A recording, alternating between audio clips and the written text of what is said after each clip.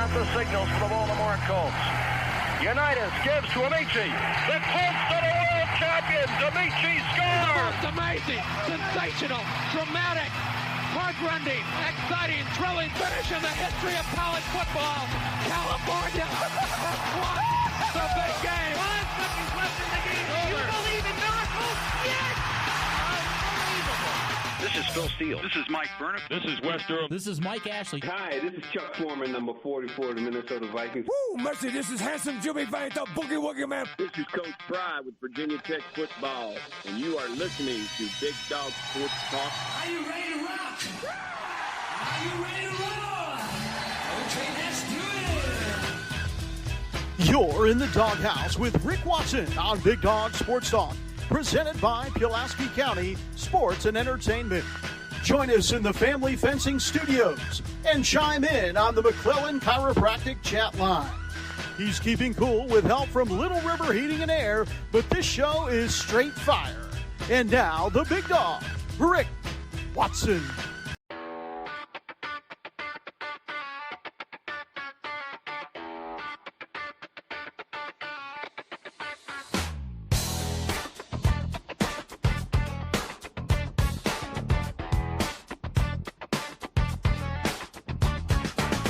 Rick Watson's got the mic, he's the big dog king. Cover sports so sharp, it's a New River thing. Virginia Tech fire, rapid pride too. Every stat, every play, he's bringing it to you. He's got that voice, deep as a valley, breaking it down, no dilly, no dally. Big dog sports talk, feel the bark.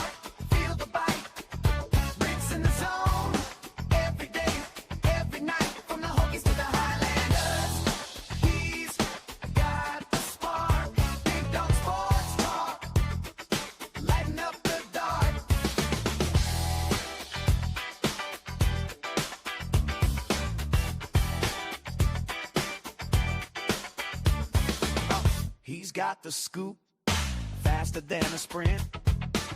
Calling plays like a coach, every word's a hint. From the courts to the fields, the stories unfold. Rick's play-by-play, worth its weight in gold. With a laugh and a growl, he'll pull you in. Big Dog's podcast, let the games begin. Big Dog Sports Talk, feel the bark.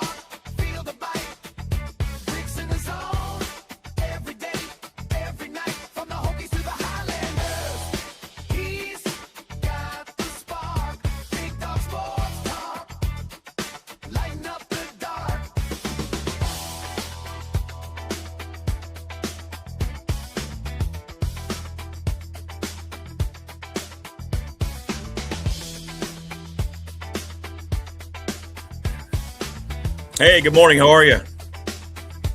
See, it's the finally Friday edition. You know how I know that? Because I have the big graphic up. Hope you're well wherever you might be as we finish up the week. At least, yeah.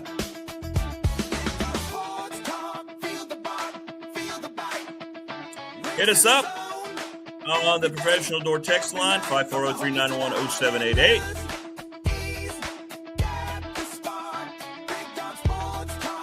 McClellan Chiropractic chat room. Hope everybody's doing all right.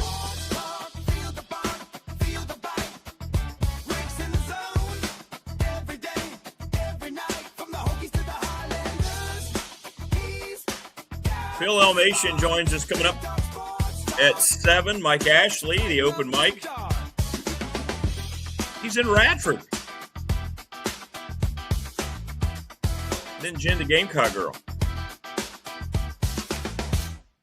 And I don't know where all that stands with the saxophone, but we'll find out. And you and me and everything else in between. Here on this finally Friday edition. Heading into the weekend, where I'll be traveling all day tomorrow to Asheville. Radford basketball, big win last night as expected, even without their starting point guard.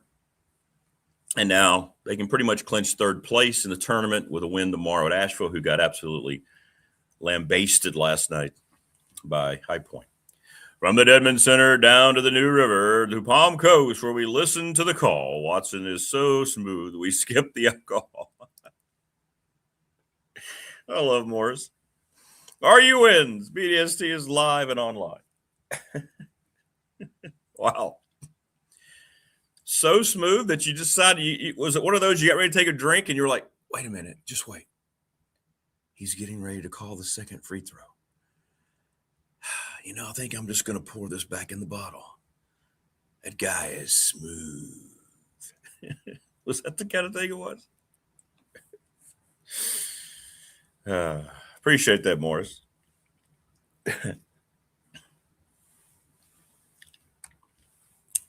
Next to last Saturday in the Big South.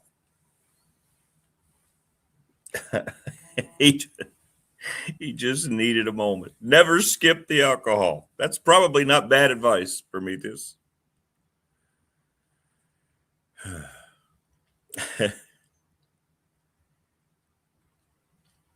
But yeah, big win for Radford. I have a lot of respect for Jeremy Luther, the Gardner Webb coach. They're having a really tough year. And they've had a lot of injuries. But I tell you what, you can tell that a coach is full of good stuff with how hard their guys play. And their guys play very hard. They're just one of the outliers in current college basketball roster makeup. They have a lot of freshmen and sophomores. And I was talking to him. I love talking to the coaches, the opposing coaches, getting their take about. He believes even in this era we're in, he thinks that a lot of these guys will be back. He thinks they can retain many of them and they will want to develop. Because a lot of them came from the junior college ranks. They came as freshmen, and he's got some talent. I think they're going to be okay. So I hope, because he's a good guy. Tim Kraft was their former coach who took over at Western Carolina. But I really appreciated how hard his kids played last night. Jen would shoot me. Manhattans, I can't see. Jen would not stop. No. The only way Jen would not partake, and we'll ask her this question, and you all remind me. She may not, maybe if Kurt Signetti showed up with some John Coltrane albums, well-prepared meats, and said, hey, put down the Manhattan. Let's have some fun. Then maybe she would put down the Manhattan. Maybe.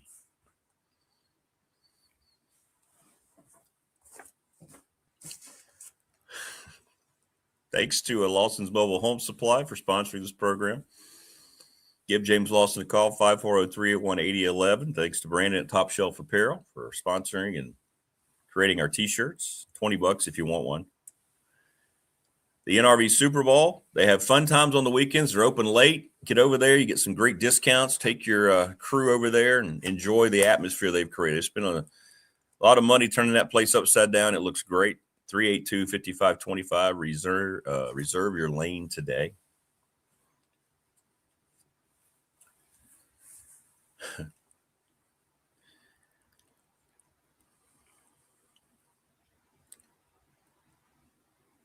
Oh, yeah.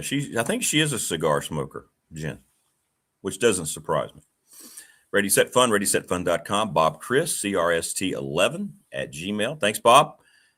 And go teach your organization how to make some money. Professional Door Incorporated, Travis Williams, residential commercial garage doors. Family owned and operated, 38 years in business. They are the best, and they've expanded, and they've got all sorts of awesome reviews. People that have used them, people talk to me all the time. I'm like, well, yeah, I know. They're the best. National Bank member FDIC, the exclusive banking partner of yours truly and this program, thanks to Lara Ramsey. BDST fan question of the week with the attorney Ryan Pry. Little River Heating and Air, 1095 Radford Street in Christiansburg, 540-553-2971. Give Charles Lee a call today. Don't wait. Pulaski County Sports Entertainment is the presenting sponsor of this program. And we're going to try to figure out a way to move the studio to where they're going to be and do some stuff there. Yeah, we're going to figure that out. Oh, it's going to happen.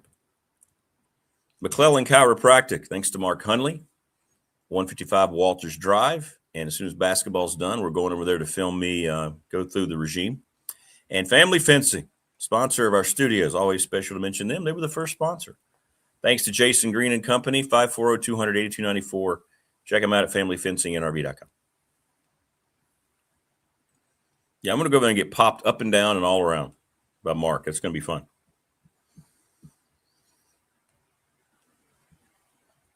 Yeah, it's, for me, as we talked about that yesterday, I was trying to answer all those questions about my take. I'm never one to want, kind of like what David Smith says, we're not coach hunters. We're not trying to, but you wonder. I don't think there'll be a move made on him. We don't know how Tech's going to finish up first and foremost, but I don't think anything like that's going to happen. But you may have to reflect back right after the season and just think, do I want to do this any longer? He doesn't, financially, he doesn't need to worry about it. So I wonder. But he's a competitor too, so I don't know if he'll let that beat him or not. I know that guy and his dad. I mean, they're as hard-nosed as it comes competitively. So I don't know if he would just have to. Would be able to accept walking away. Yeah, that was fun. That was great. Women's hockey got the gold medal in overtime over Canada.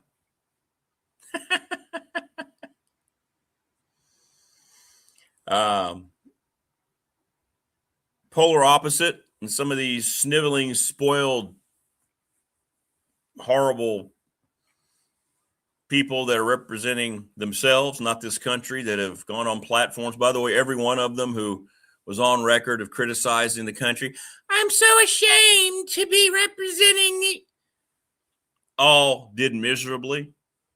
Oh, the U.S. women's hockey team singing the national anthem in unison as loudly as anyone has ever heard it sung, draped themselves in the flag. Well done, ladies.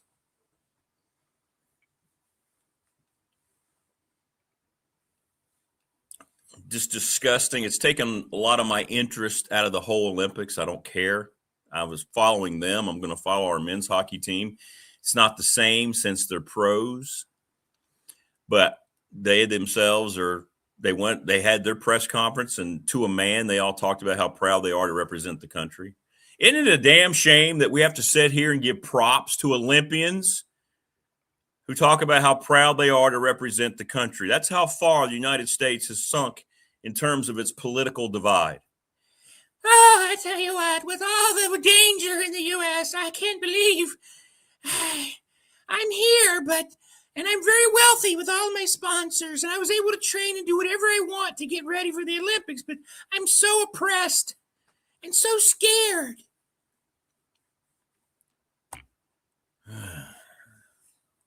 My God.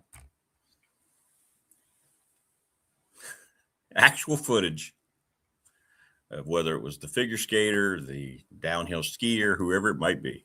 Just fill in the gap. How about you just shut the hell up and appreciate the opportunities you have because of this country? Yeah. Because you can go up there and make stupid comments, uneducated comments, because you've just been brainwashed. You have no idea what you're talking about, but you figure that's what people want to hear. So you're going to say it. You won't get canceled. It's safe. You have no damn idea what's going on in this country. You've been wealthy your whole life. You've been given an opportunity to pursue your Olympic dreams your whole life. And you want to get up and complain about where you live. Yay! Isn't that great? Nobody's crying, little CLO. Stating facts. If you can't handle the facts, I don't care. It's okay, brother. It's okay, little CLO. It's okay.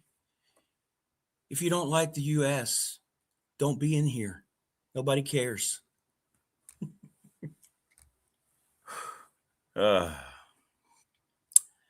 Morris says, I've always been on board to contribute to the travel fund to anyone that doesn't like America. Please get the hell out.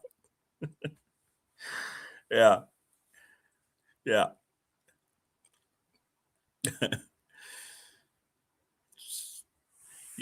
And when you do have other nations where you're being completely oppressed and you have rules against any kind of differences really of what the governments there deem as normal. Do you ever see athletes from any other country go on record to work so hard to separate themselves from the country that they live? Answer the question. The answer is no. Right? Sick and damn tired of it. You talk about not having any self-awareness. We talk about that hyphenated word, self-awareness. Wouldn't it be great if more parents made sure their kids had that, and then they wouldn't grow up with all these advantages, getting to do whatever they wanted in life. And because they are from the United States, they can say what they want because of the freedoms they have, right? They don't recognize that part of it. They just want to say whatever they think is going to be well received by the access media because they know what the access media who's asking the question represents. That's how it works. So in other words, did you ever see questions like that being asked when there were other presidents in office? The answer is no. So the athlete knows that that reporter wants to know if they agree, the person they're interviewing agrees with their point of view. They wouldn't ask the question.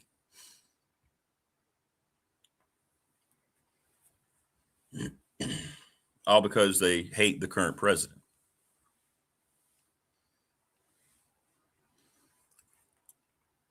You know, I didn't get to see my daughter yesterday. I'm going to see her today. I'm going to spend as much of the day with her as I can. It was her 25th birthday yesterday.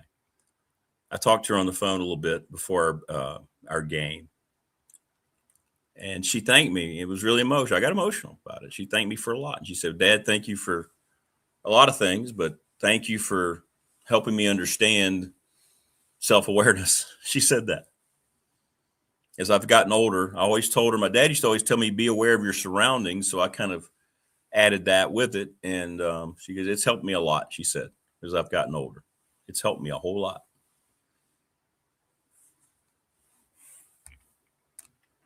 Yep. Sorry, cold cream. No, sorry to disappoint you there. No. Tech women last night. I didn't get to watch any of it, obviously, because I was doing the Radford game, and it ended before we were done. So they lost in overtime to North Carolina. I still think they're going to be okay for the NCAA tournament.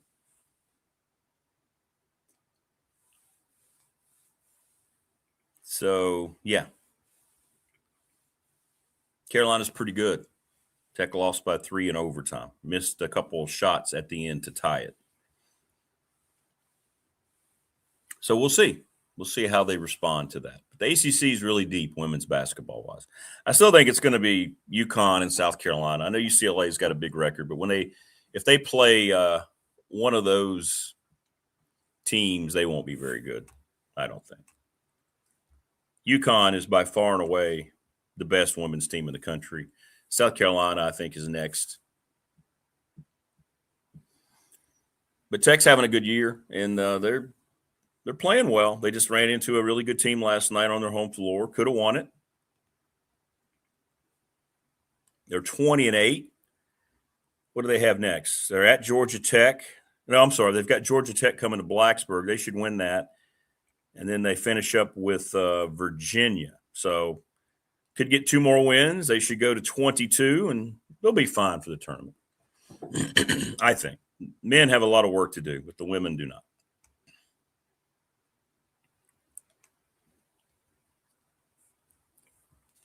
The whole Olympic group needs to hear your dad's allowance speech. Yeah. Yeah. And, he told me that, and I never was once bitter. It was almost like I was like, yeah, I guess he's right. And, I never thought of it because I was just a punk young kid thinking I deserve more.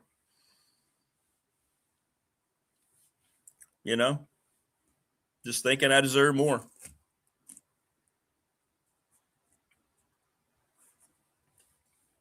No, you really don't. Did you eat well at breakfast? Yeah. Now get out there with the horses. Go take care of them. Okay. And then go to school. Okay. Not one regret. Wouldn't change any part of it. Wouldn't change any part of any of it.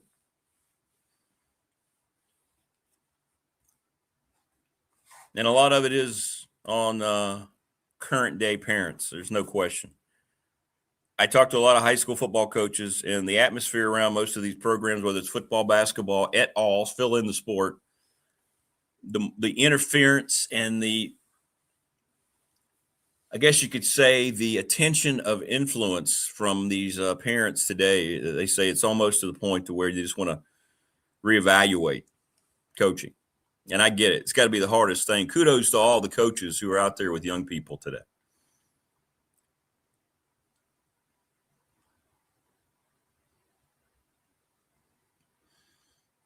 Accepted before an ass whooping.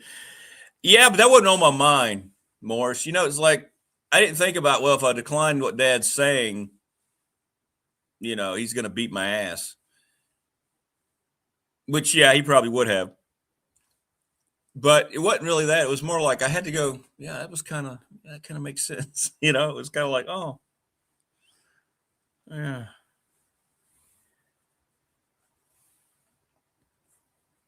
I tried to bring a lot of those lessons into my kids.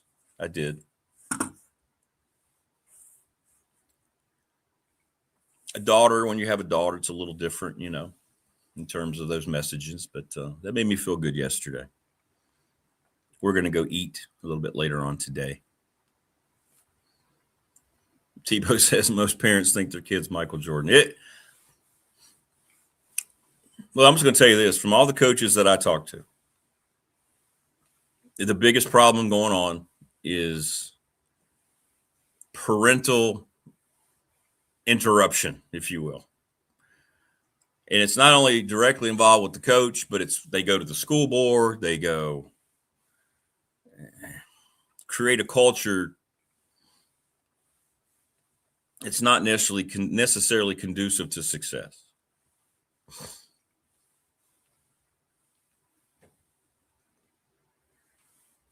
We'll go back to my dad. And I know you probably get tired of hearing about it, but I only grew up one way. I only had one dad. One dad. And when I went out, I really enjoyed playing football at the, middle school and sandlot levels. So I was going to play for Joel Hicks, and Dad had a lot of respect for Coach Hicks, and he got me out of a lot of farm work. Okay, you can do this. He goes, listen, you still need to do the work that you can do here. I know you have to practice and get your body in shape, which the farm really helped me with that. But he said, I don't want you ever coming home and complaining about football. Don't come home and complain about practice. Don't come home about your playing time. He says, if you got an issue, you've got two options. If you feel like you're not playing as much, or if you're not getting the opportunity, or if you feel like coach is coming down on you, you've got two opportunities. You got two choices. You either go out and show that they were wrong and that you deserve another opportunity by working harder, rededicating yourself, or you go and you talk to that coach, whether it's your position coach or whether it's Coach Hicks. Request a conversation. My dad said, if you can't look a man in the eye, you don't have an argument.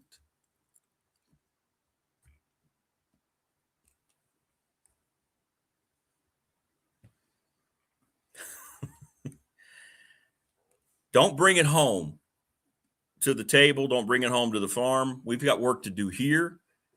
It's fine if you do that. You want to do it. You've earned the right to do that. Right? Oh, hey, zombie. He sure is full of himself, ain't he? Hey, guys, did you know I'm acting like I'm some kind of coach just because I'm telling you the story of how I was brought up? Because my dad brought me up a certain way. How old are you, zombie? What are you, like 18? You live on social media. You sit in front of a computer all damn day. Keyboard jockey. Let's see if we can interrupt somebody's show. I made a clever comment. TLB says, my wife's recently retired kindergarten teacher. I can't tell you how often she came home sobbing over children from broken homes. Yeah, I bet so. I bet that's tough, TLB.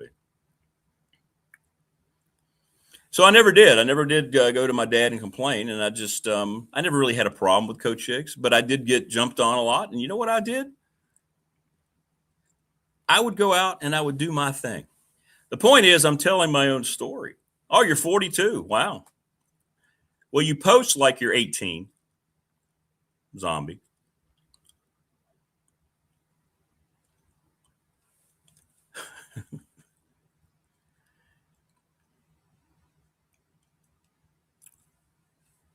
But so I was able to separate, school and that experience with work, and it helps. It helps as you get a little older too.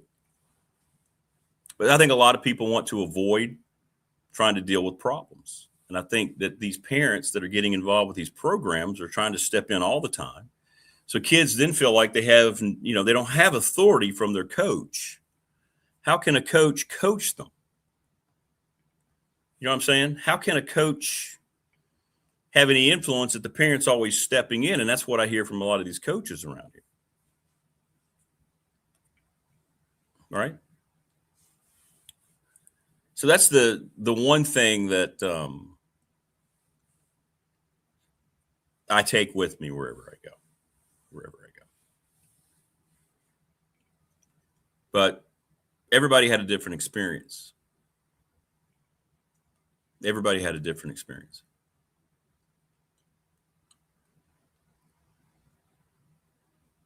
So I hope that we have less and less of these athletes who get up and don't want to be grateful for anything that they have. They want to get up there and just answer the question politically because they know the person asking it wants to hear that answer. That's all this is. So many people are brainwashed politically. They don't even know that they're it's bizarre. It's just so bizarre.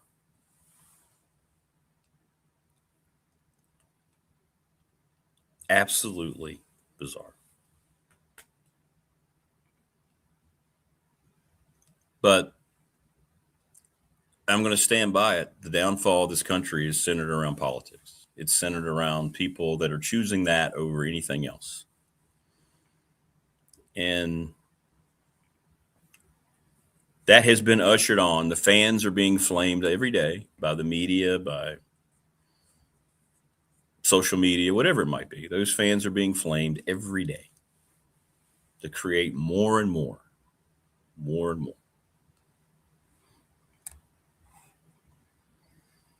And it's a shame. It really is. It's a shame. But kudos to the women's hockey team. That was cool. Very cool that they were so happy and so proud to be representing the country. And again, it's sad that we have to sit here and we have to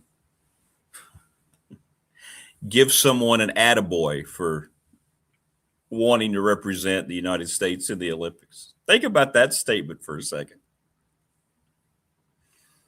Here's another statement of just idiocy. You ready for this? We talked about it yesterday with NCAA president Charlie Baker. Being the NCAA president, what does that equate to?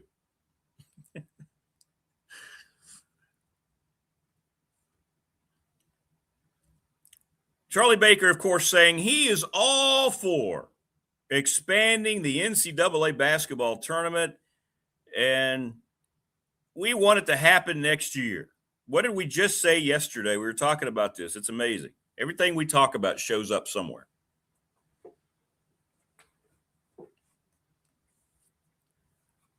So this will be the last year of the 68 teams. Enjoy filling out your bracket. Enjoy the first 4. And it's over after this year. I don't know how many teams they're going to go to. Many people are speculating it's going to jump all the way from 68 to 90. And, of course, it is really the last thing we have before it's absolutely ruined in sports. It's the best sporting event we have. And now, of course, because it has the letters NCAA in front of it, they're going to completely destroy that too.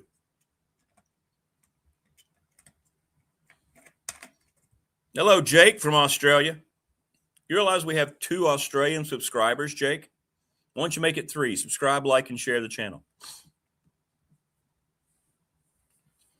Tebow says the best thing I ever did was stop watching the media, period. Yep. No question. I don't watch the news at all. Doing well, Jake. How are you, mate? I'm not going to embarrass myself by trying to do an Australian accent. Not going to do it. What's up, Jacob? Jacob from India. Wow, this is cool. International vibe. This is great. My boss told me not to use company account to watch live streams, but here we are. Yeah, I don't either, Tebow. I don't watch it at all. I don't. It's all a lie. It's all contrived. It's all ridiculousness.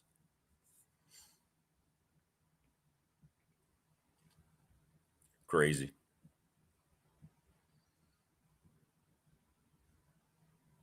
Jacob, we are in Southwest Virginia. About 40 miles. What do you think? 40, 45 miles from the Carolina border? Is that where we are when you're going down the mountain? I'll tell you one thing. When I do go out of the state that direction, I always stop at that North Carolina Welcome Center's rest area. I'll tell you that. Oh, yeah, in the United States. Sorry.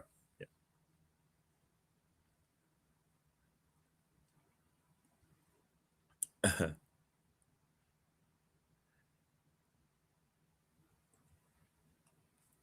Big city, bright lights. Yes. 4 hours south of Washington, D.C.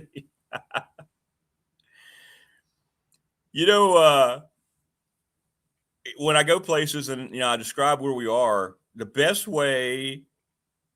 Yeah, no, I heard that is a good thing, too. Morris, they say when you get bots, that means you're getting the reach out. So maybe that's good. Maybe they've re-promoted us or something. But when I try to explain people where we are, from Radford, I go, do you know Virginia Tech? Oh, yeah. Blacksburg? Oh, yeah. We're about 20 minutes south of Blacksburg. We'll see you. Be good. Take care. Yeah, it's fine. And you know how to handle the bots. It's fine. They are what they are. Every stream that I watch, everything that I watch on YouTube, they get a lot of these folks have hundreds of thousands of subscribers and followers, and they get all sorts of bots. It's fine. I like that. 4 hours south of Washington, D.C. Morris says, Bill Foster, the coach. Man, what a great coach. He's a great dude, too. Bill Foster for Tech, what a great coach. He used to tell recruits Blacksburg's not the end of the world, but you can see it from here. He really was. I had the pleasure of interviewing him a couple times. He was a good dude, man. And a really good basketball coach. Really good basketball coach. Bill Foster was a real deal. Absolutely. 100%. Great guy. Oh, he's a great guy. Oh, great guy.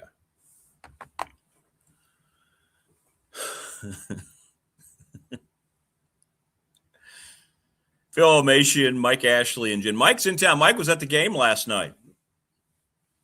Mike had his French chapeau on last night. Like Mike was there. He came up to say hi before we started radio pregame. Then I don't see him the rest of the night. Then I just hear him at the end of the game walk around talking to people. I don't know where he went.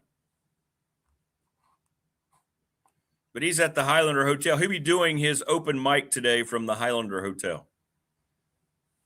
I'm going to guess he's probably got a headache.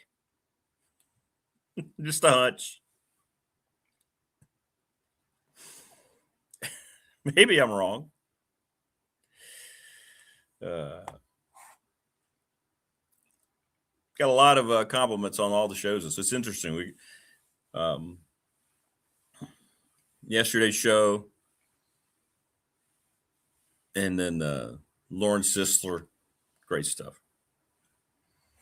Yeah, he is the mayor of Radford. He is. He just holds court wherever he goes. Mike Ashley. By the way, I want to say this.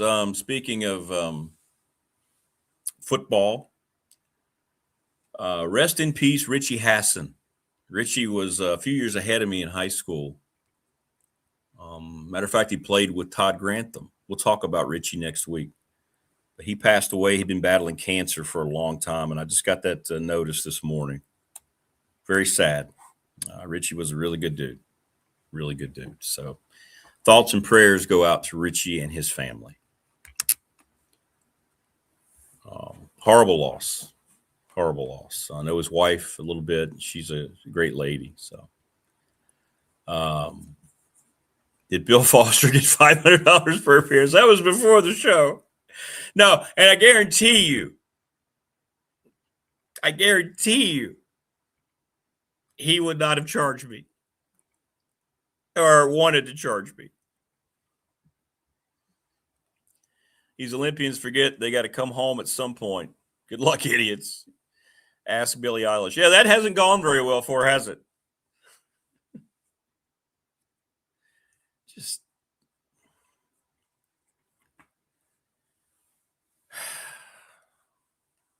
I'll tell you what social media has unveiled. It's unveiled these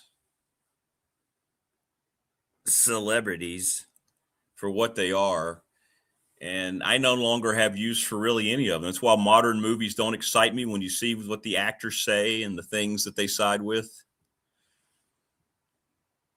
Music changes. Everything changes when they go on social media and they just can't help themselves.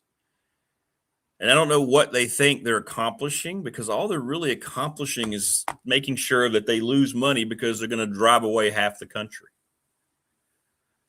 Morris says, Coach Foster was my client. Laughed at his quips. Oh, you got to be an honorary coach against St. Bonaventure. It's very cool. He's cussed us. Absolutely.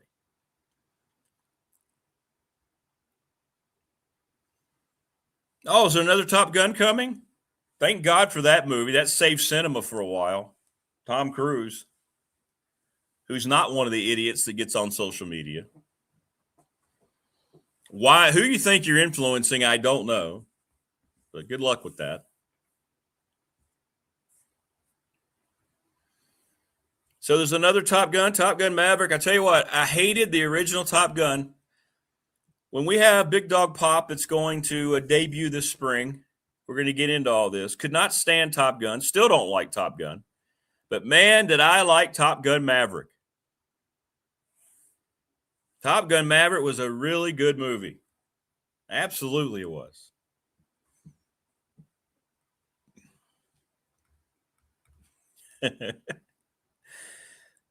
Thunder says where the Canadians go wrong is by putting brown gravy from a jar on their fries in the South. When we do that in the South, we use good homemade sausage gravy.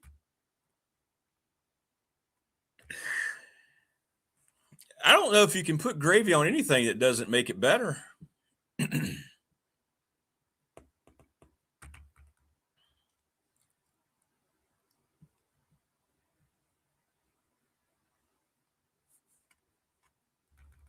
The best part was getting the players through the tunnel at halftime. The chatter was obscene, how they kept those players apart. It's a miracle. Yeah, I didn't like.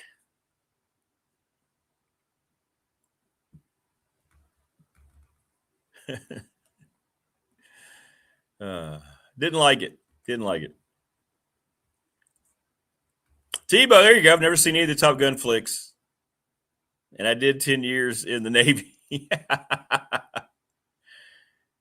Yeah, I just don't like the first one. I just don't think it's a good movie. Yeah, Lynchburg Hillcats changed their name, colors and everything.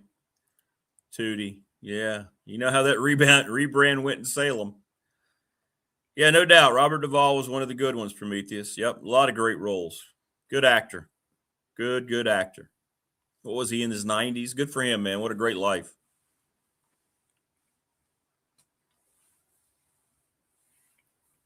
Good actor. Iceman was so good. I mean, I've seen it since then, and I still just go,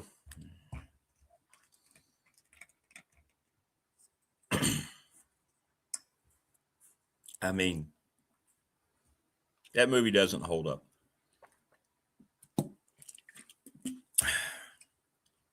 He needed a better love interest, too. That would have helped.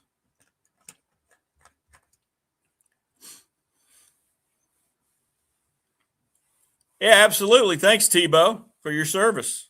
There you go. From one sailor to another, Morris and Tebow. Thank you both. That's why you're awesome people.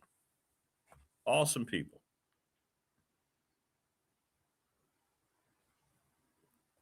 Oh, this is cool. So Todd Grantham sent me a shot. This is a shot right now. They're getting ready to go out and get the team ready. Look at the Blazers indoor practice. You won't be able to see that at all, will you? That's cool. Anyway, that's pretty cool. And it's probably similar to what Virginia Tech's doing, so it's kind of cool.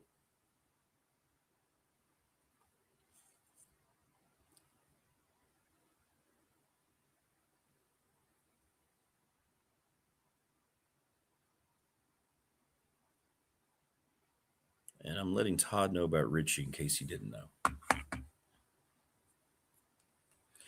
Yeah, Wayne has mentioned that there was something. What is that connection with Robert Duvall and Virginia Tech? I know he came to a game, and he and Frank Beamer knew each other pretty well. I don't know what started that. Was it a movie research or something like that, Wayne? But yeah, he did. There's pictures of Coach Beamer and Robert Duvall there in the Jamerson Center. Yeah, absolutely. It started with God and Generals and Professional James Robertson. Okay, cool. That's awesome. Awesome. Yeah, he was in so many good roles. He never did a bad role. I love him in The Godfather. I think I liked him in everything. He was the best part of Days of Thunder. By the way, Days of Thunder. Okay, so the next time we have Marty on,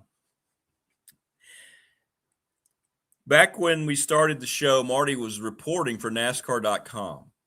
He was not yet at ESPN. As a matter of fact, the first thing he ever did broadcast-wise was with me on the show. And we would get into Days of Thunder. And he would say, dude,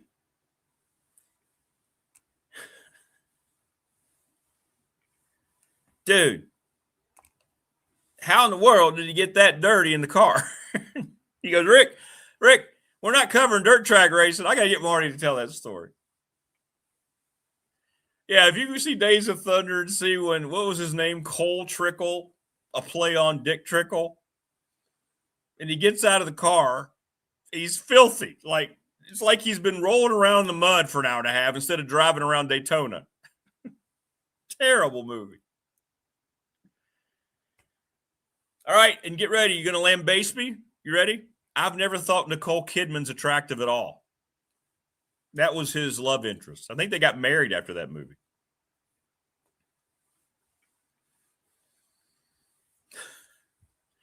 I know. Go ahead.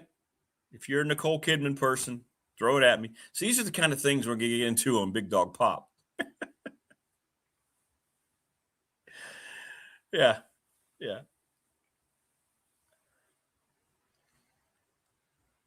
Yeah, Clint Eastwood, The Outlaw Josie Wells. Man, I love that movie.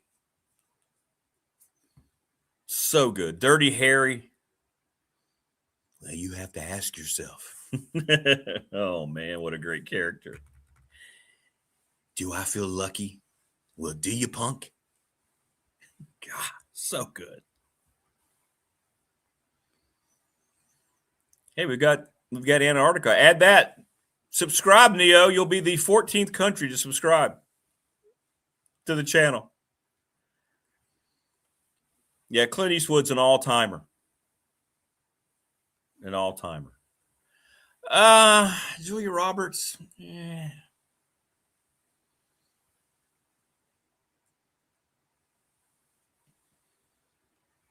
Yes, he is. Yes, he is, Tebow. Yes, he is. He never turned to the Hollywood vibe. Bunch of idiot adult pretenders thinking we give a damn about their blatantly obvious political sightings.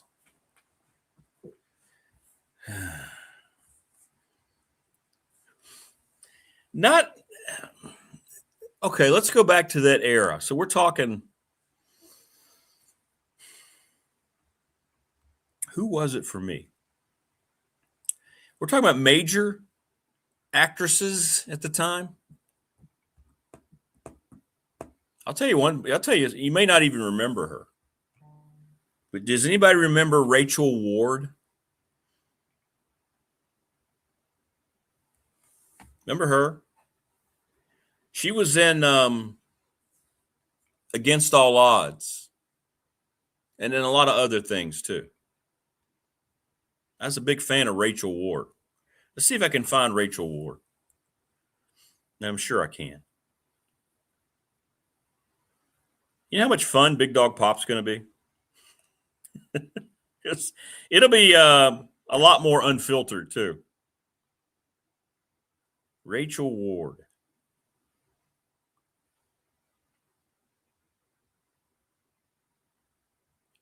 Well, there's a lot of great shots of her, but I'm going to show you one that won't get me in trouble. Here you go. Well, no, she looks like that's too young. I'm trying to find her. Anyway, she was Against All Odds. I liked her. Julia Roberts, okay. Oh, Selma's the all-timer. We're all. Selma is number one and will always be number one. We're not. This is beyond Selma's conversation. This is. I mean, she understands. We're just having a conversation about. Yeah, there's no competition for Selma. Zero. Trust me. Do you need more proof? I can, anytime you want proof, I can supply more proof. But you can try to tell me that there's someone, but you're going to be wrong. Every time you're going to be wrong. Linda Carter, yeah, Wonder Woman. Although she has decided to go into the anti-United States commentary recently, which is very disappointing. Oh, here goes Wayne with Poison again. Every rose has its thorn.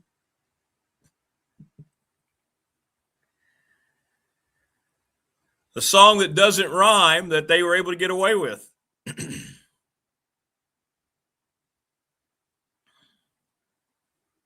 Oh, I'll tell you. Oh, I almost forgot. Here you go. You ready? Jacqueline Smith and Cheryl Ladd. Here's something that Wayne's going to disagree with because I know his all-timer is Farrah Fawcett. And this isn't dissing Farrah Fawcett at all. But Cheryl Ladd on Charlie's Angels, Jacqueline Smith were, I think, far and above Farrah Fawcett. Yeah, Linda Carter needs to, she just needs to go away. Yeah, some of the things she said, you just go, really? Really? Brett Michaels lost me when he went on VH1 looking for love. We're giving like a preview of Big Dog Pop. All right. Who's the best hairband of all time? I know Wayne's going to say Poison. Who's the best hairband?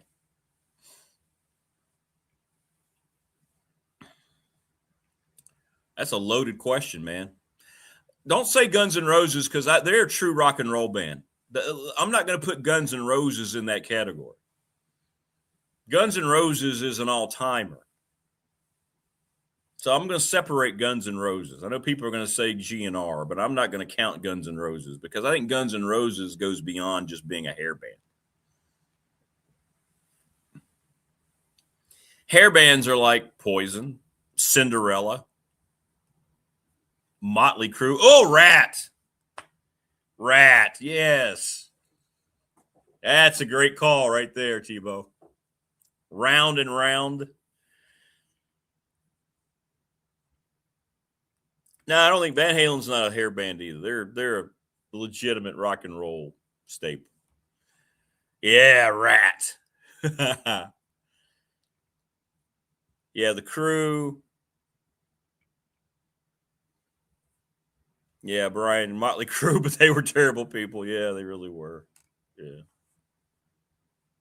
Yeah. Round and Round. Still gets it done. Rubbing is racing, big dog. God, Days of Thunder is a terrible movie. It's not terrible to where I won't watch it. I watch it because it is terrible. And I like Tom Cruise. Whitesnake. David Coverdale was married to Tawny Katane, the redhead you see sliding on the front of the car. Cinderella. Absolutely. Yeah, we're just talking the hairband era. I'm gonna kick out Guns N' Roses. They're too good for hairband status. Good stuff. Good stuff. Yeah, Whitesnake's a good answer.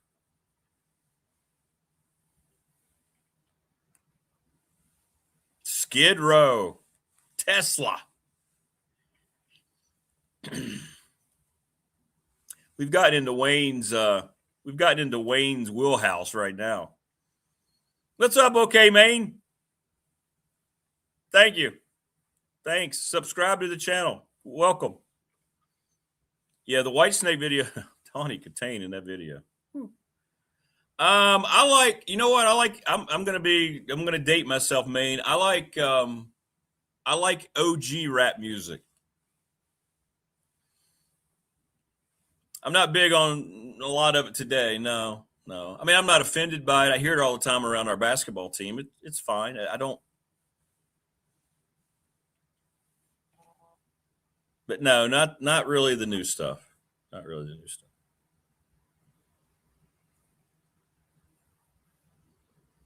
No, that's really cool. So if you can see this video, well, I don't know if it's going to work.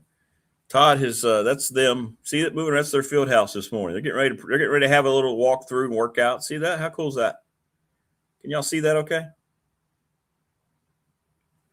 That's UAB getting ready to start their morning workout routine. That's cool.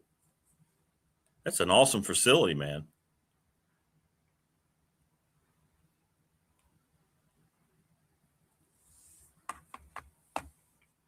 They're playing basketball. Yeah. 2 Live Crew, NWA. NWA was good. You're right. Public Enemy. Run DMC.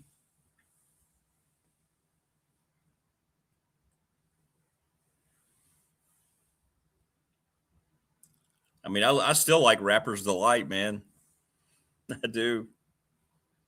Grandmaster Flash.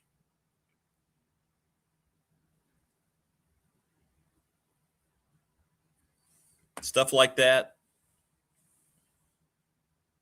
Absolutely. Morris goes to Montrose talking about hairbands.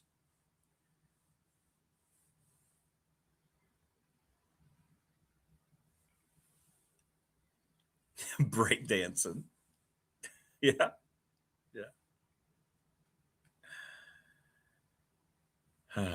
Yeah, Wayne's World.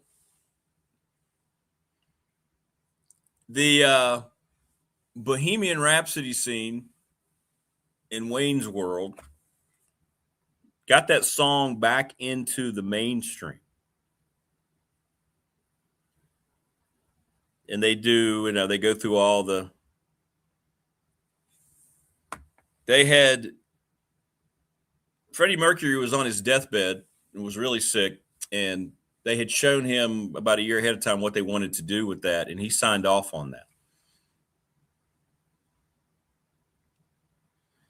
Sammy Hagar, yeah, in Montrose. That's right.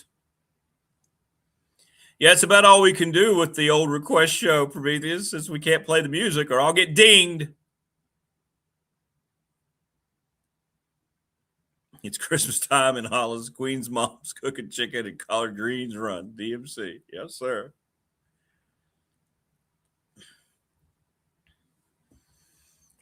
I'm a Fuller. What do you like, Maine? Are you down with the new stuff? I'm not. But hey, to each their own. It's if you like it, that's great. I mean, it's great. You like what you like. There's only two things that you're wrong if you like them. One, if you prepare steak any other way than medium rare, you're wrong. Secondly, if you eat vegetables, you're wrong. If you sit down for a nice plate of broccoli and Brussels sprouts, I got no use for you. Yeah, those were great Fridays. That turned into just something that I started to do, and then it blew into. I think I could have done the whole show on Friday just based on the music. We never got to all the requests. We had so many. And that was the first thing that I looked up.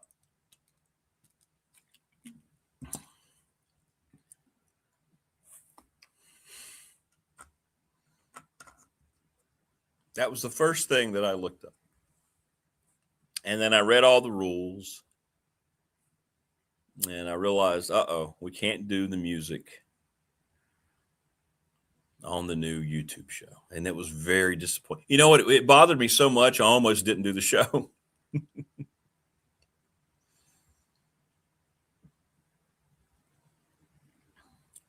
Can we cover the vegetables and cheese and bacon? Yes, Brian, that helps. That helps. It does. Anyway, that's great stuff. Todd showing us the workout. Joining us now on the program. First of all, I'm going to say this. By the way, Coach Elmo, how are you? Good morning. Happy Friday. How we doing, Rick? I'm told that you do still have a job. You are still employed. You know this, Rick. The worst feeling in the world is like when you're married in this silence, right? Like with my mother, when I grew up, my mother, when she wouldn't say a word, scared the crap out of me. So now I haven't heard a damn thing from her. I haven't heard anything. Going, Jesus, I got fired again. No, he did talk about you Monday, and they're working out this morning. He's been showing me really cool shots of what they're going to do. So it's kind of cool. Nice facilities down there. Yeah, they do. They have good facilities. And of course they play at Old Legion Field. That's their home. Yeah. Stadium. How cool is that, man? That was really cool. I remember when I was at Virginia in '87, we went. There was a bowl, the All-American Bowl was in Birmingham, and we played BYU in Legion Field, and that was so cool. Just the history, of the Iron Bowl and the Alabama teams, Auburn teams going in there. So that was one of my great memories in coaching, be able to go to Legion Field and walk on that field where a lot of great players had been. We ended up beating BYU that year too. I called It's funny, the mystique of Brigham Young, throwing the football, passing the football back in the mid-'80s when it was still a heavy run game. And Jimmy Grobe, who was coaching at Air Force for years, and we had played together at Ferrum. And so I called Groby up. I said, Groby, I said, tell me about BYU. Give me, you guys play him every year. A couple of things. He said, Phil, better stop the run. That I get it with the pass game, but if they can, they will want to run the ball on you. And if they do, you're looking at a 500-yard plus day. It'll be that the old WAC conference, where a 300 to 400-yard day, a total offense was not good enough in that conference to win. And then he said, and let me say this, he said, these guys go on missions. They're going to be strolling in there. You're playing 24, 25-year-old men, and they got families. They're going to be coming in with their strollers and their children and their wives. It's like a semi-pro outfit. He goes, and then here's the thing you got to really contend with. They got permission from God to kick your ass.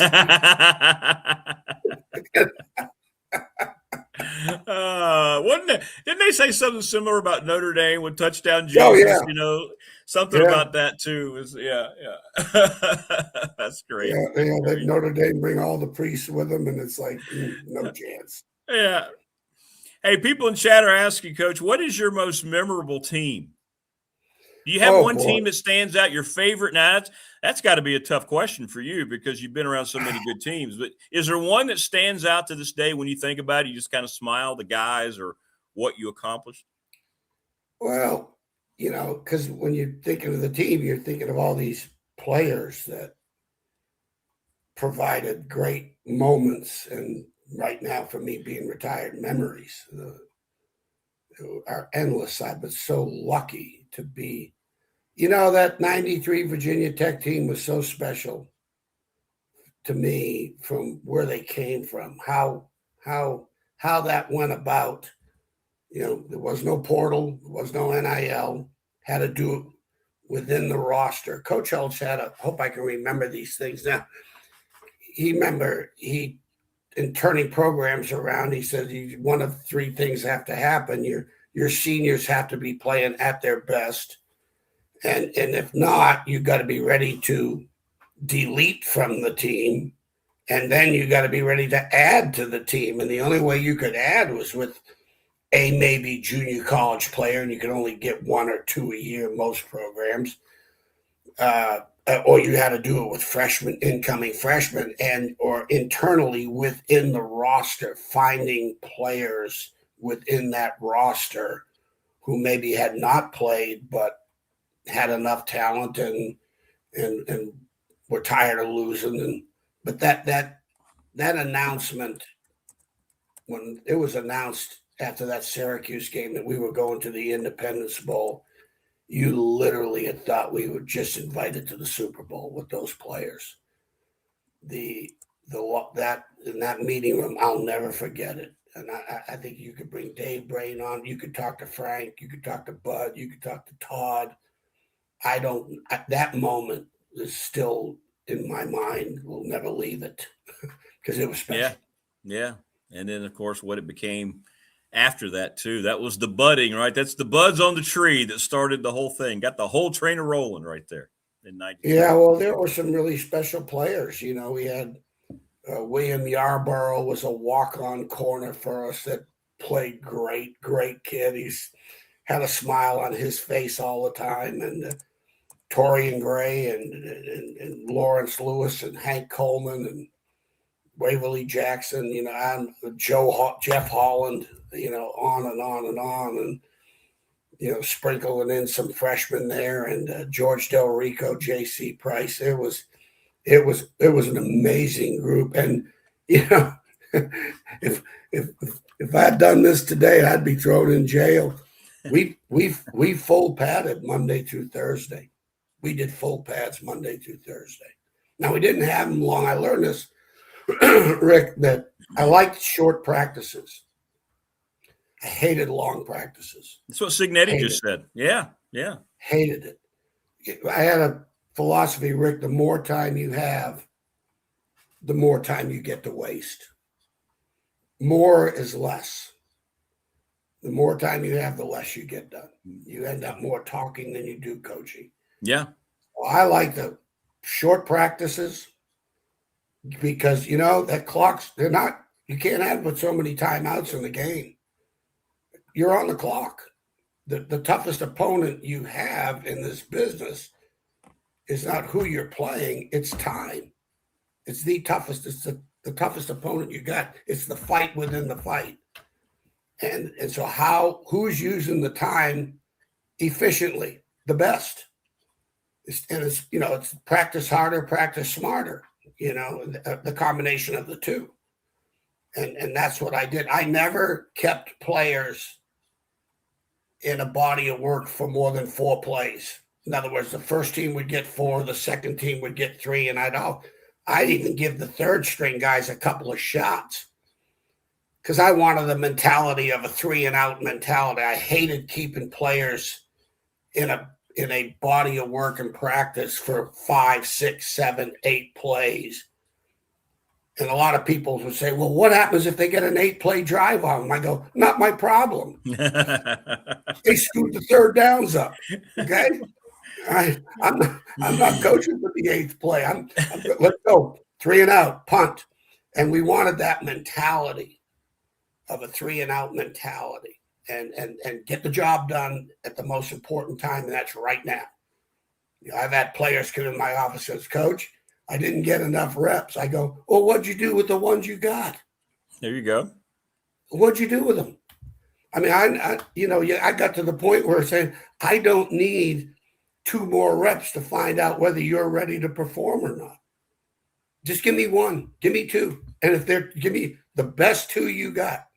And let's go. That's you can see 1 or 2 and know, okay, he's good to go. He's ready. Yeah, I need 10.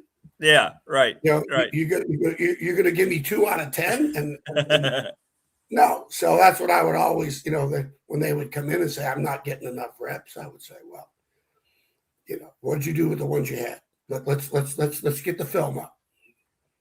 Let's Can you let me ask you? I know it's probably a silly question, but you go back then, you didn't have the portal, but how can you compare what James Franklin's trying to do now? Because Tech's coming from a really bad place. They were coming from a really bad place when you got there. I know he's got the portal and money. It's different, but in some ways, the incentive's got to be similar, doesn't it? In some ways? Well, once you're in the building or on campus and you step into that building, well, obviously the portal to me is you're on campus, so you're a Virginia Tech football player. You're out of the portal. You're on campus. Right. The choice you made.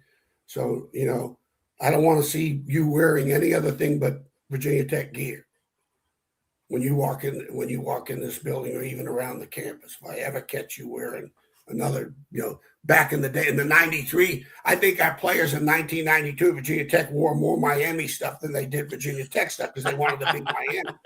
Right. That's one of the first things that we addressed. That no, we're going to be Virginia Tech, but I think what Coach right now, I'm sure he's, like I said, you go back to what he did at Vanderbilt. I'd like to believe that blueprint of how turning Vanderbilt around is probably a very similar blueprint. Nick Saban had a blueprint that every year was the great coaches. Their blueprints don't change. Now, you'll adjust on your way because every circumstances are different. But the basic blueprint, Coach Holtz, Nick Saban, Bill Dooley, Joe Tiller, Barry Alvarez, that the first 10 pages don't change. And maybe you can add an addendum to it, or there comes a page 11 and page 12. But here's the basis of the blueprint. And that never changed. The fundamentals of development. And I'll put myself, I don't know what Coach Franklin's doing. I know what I've been around. And the very first thing was the power of one-on-one.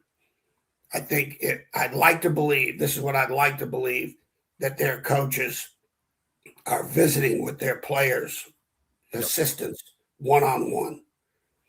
And I had at Virginia Tech, when I got there, I told Bud, Todd, and all these guys, all the assistants, I said, because this was a Syracuse rule, and it was a great situation to learn about the players. Every Friday, the players had to come by the office before the weekend, whether they were going home, staying in the campus, didn't matter.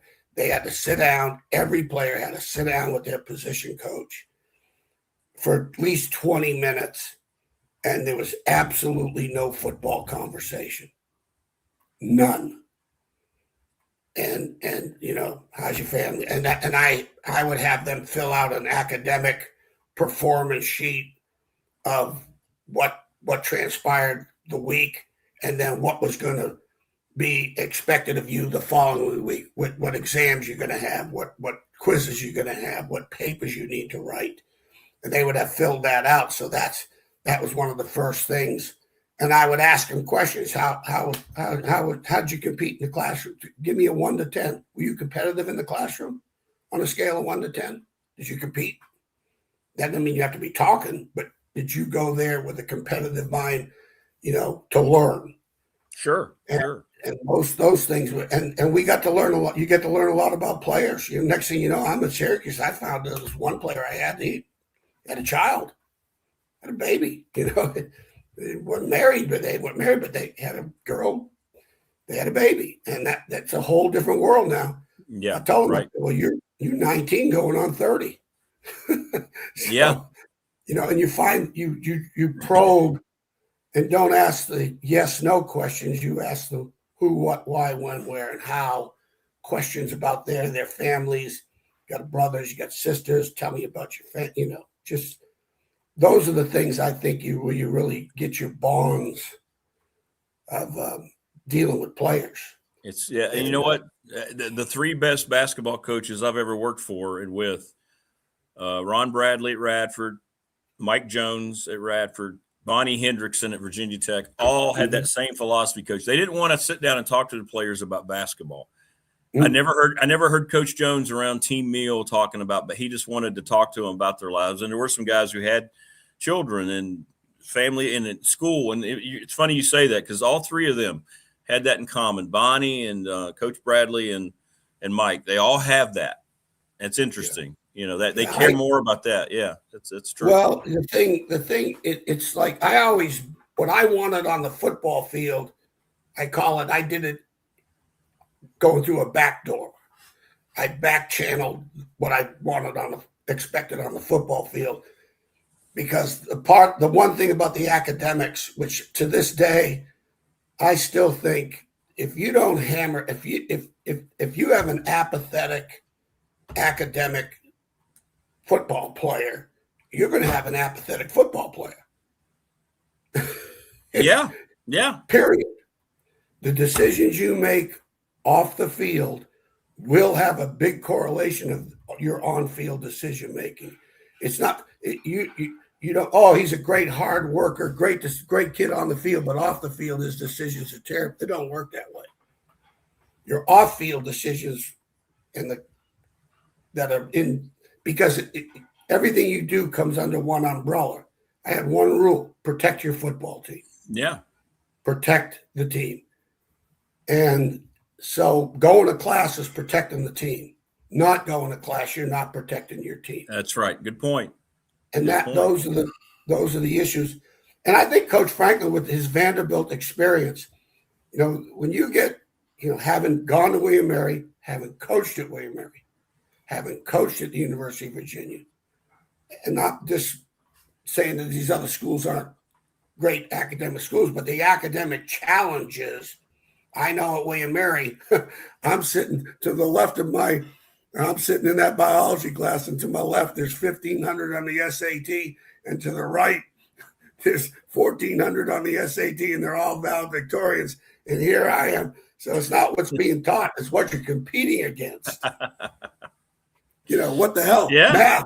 1 + 1 is 2. I mean, 2 + 2 is 4. Math is math is math. It's now you're setting this competitive dog-eat-dog academic world.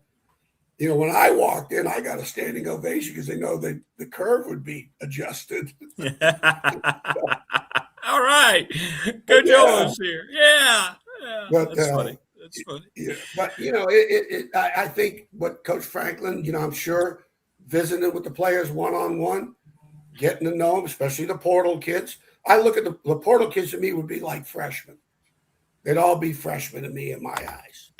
That's how I would approach it. Yeah. You're just like a freshman to me. I don't care if you're a senior, you've been in your fifth, you know, today maybe your 5th year of college, going on your 6th.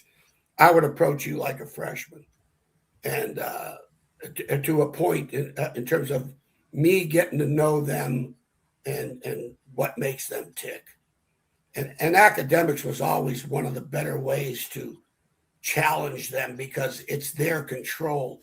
You get to that point in football and, you know, you do a hard truth and that player doesn't necessarily agree with what you're how you evaluate him. Well, he's going to have a lot of ears. Girlfriend's going to listen to him. Mom and dads today are going to listen to him. Their high school coaches are going to listen to him. And you're the bad guy.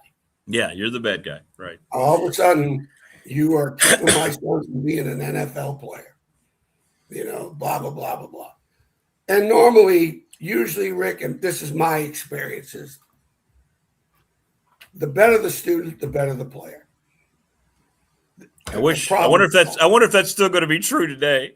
I wonder how much academics, you know, because of today more than ever before, I would hold it that way. At least if I was a defensive back coach, there's no defensive back's going to play for me. That's not going to have a not necessarily the grade. I could care less about the grade.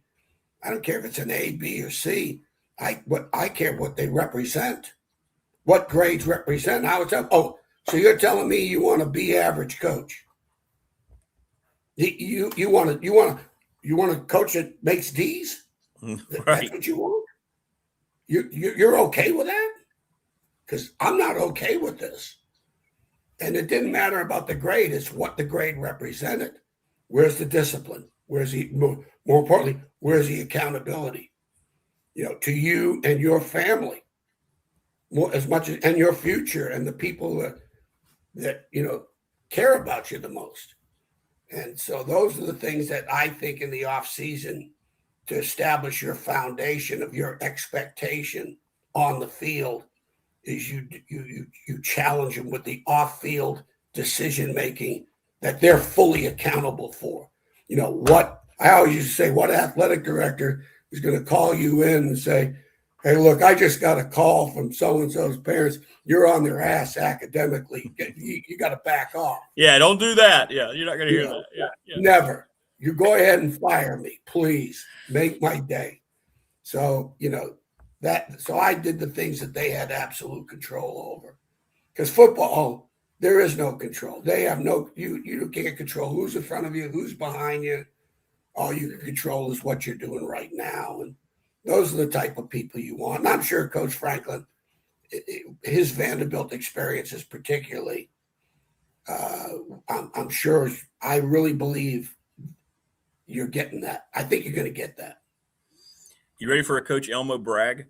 Wayne found a blurb about you. He says, at Wisconsin from 97 to 99, where Coach Elmassian was in charge of the secondary, the Badgers achieved top national rankings in scoring defense, first place in 1998. That defense allowed just 10.2 points per game.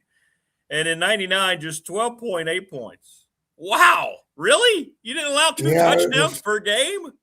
Jeez. It was special. Well, back then, Rick, when it was 11 defenders versus 10 offensive guys, the quarterbacks weren't accountable in your defense to running the ball. I was one hell of a football coach. when it went to 11 on 11, I'm out of here. Yeah, you're out. You're done. You can't crap the 12th guy. They won't let you play with 12. So you always had the one man advantage. And it was a, that was another great challenging, I heard Todd talk about, going to schools that he loved the challenge that was presented to him in terms like of now. Yeah. Okay. Yeah. Yes. Yeah. Okay. Here's what I'm paying you to do. Okay. We need improvement. We need to be better, whether it's positionally or if you're a coordinator now as a total unit. And that was the one thing that I just loved about the business of coaching football, was going into situations that were extremely challenging and being able to turn it around. And the bottom line is finding the right people, not the best people, finding the right people. You got to find the right people. You got to find your William Yarboroughs and your Scott Jones.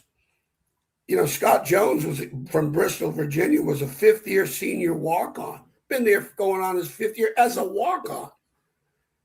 And, they graduated kids and this and that, and he thinks he's going to automatically start in the spring. And I said, no way. I said, there's no such thing as automatic. There's no such thing next in line.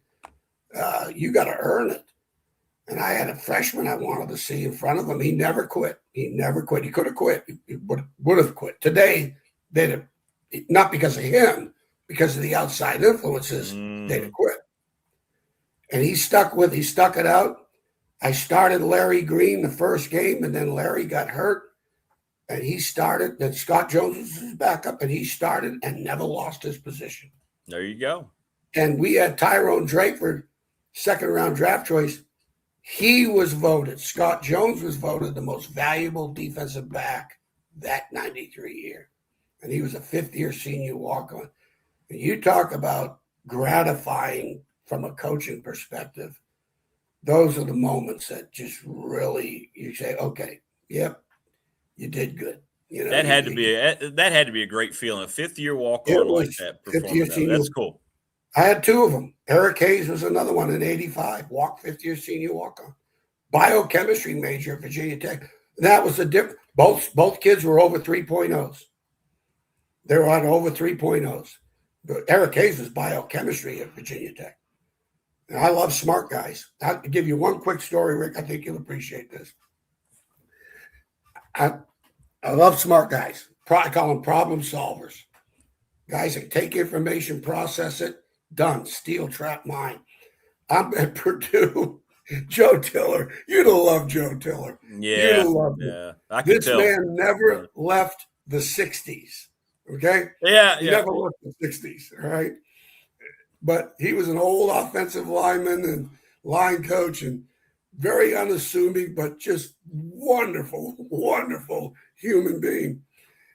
He comes in. I don't know if we had just beaten Notre Dame or I can't remember the sequence, but we had a really good football team. And he comes in my office, closes the door on a Friday. I think we're playing Arizona, whatever. He says, I don't like your backup safety. I said, well, Coach, I don't either. What the hell? Where's this conversation going? I said, Coach, I don't. He goes, look. He goes, Stu Schweigert, who was a second or third round draft pick, All-American, all-conference safety, great player at Purdue. He said, I've got to suspend him for a game. He had some summer public drunken thing, and so he had to suspend him for a game. And at that time, Penn State was 2 weeks away, and they were not very good. They were not a good football team. So he said, look, I got to suspend him, and I'm going to do it for the Penn State game. He said, this is no kidding, Rick. This is factual. He goes, on Sunday, we would practice on Sunday. There's Sunday, I'm going to give you 3 quarterbacks. 3 quarterbacks. You pick the guy you want and get ready to start against Penn State. So went through the one kid, great athlete, loved the red shirt, probably the best athlete of all of them, but I picked the slowest, smartest of all of them.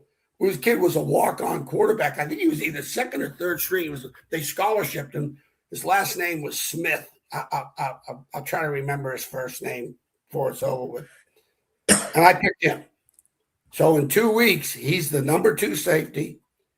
We're practicing him like he was going to be starting from day one.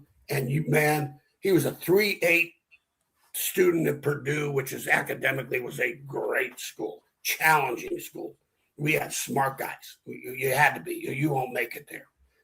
And next thing you know, he starts for us, and we beat Penn State with that kid. I had 2 weeks. This kid's never played defense in his life. And Brock Spack was the D coordinator, and that game plan never changed, never wavered. It was everything.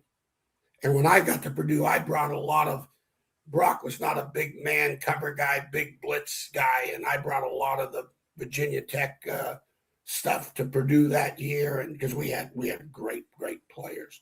We played a lot of man coverage at that time, and but he was the free safety, but you talk about gratifying.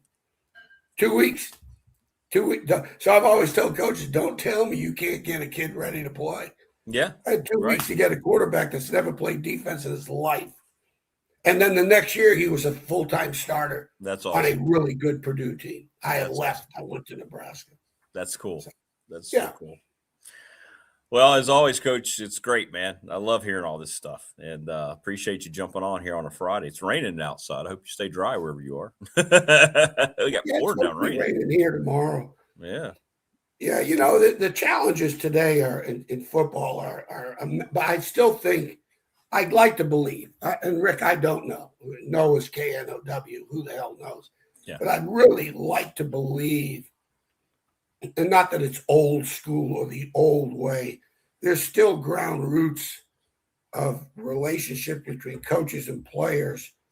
And if you're doing nothing but challenging their football decision-making and their football skills and talents, that to me, that'd be boring. I mean, yeah. I think the off-field relationships that you have and establish with the player, and I always started with academics.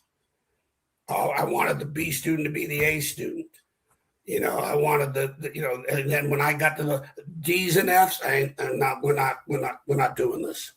What's the reason for it? I need to know. I need to find out. And you know what, Rick? It's not, if they are not doing well academically or they're ineligible, well, we brought them here.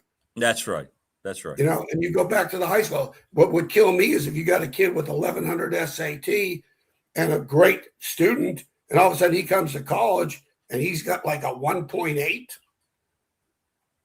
I got a box full of letters that I've kept from parents thanking me for the academic challenges and some of these players that had 1.7s, 1.8s, 1.9s, all of a sudden they flip it and get 3.0s. Well, it's amazing that they're playing. Yeah. They're starting. Yeah. Or it goes hand in hand. It's amazing. Hand in hand. Yeah. Oh, I got plenty of, if we went to the court of football, I got plenty of evidence. Academics and athletics go hand in hand in terms of defense rests, Coach Omo. Who the people are, who are they, what are they made of, what's important to them. That's good stuff.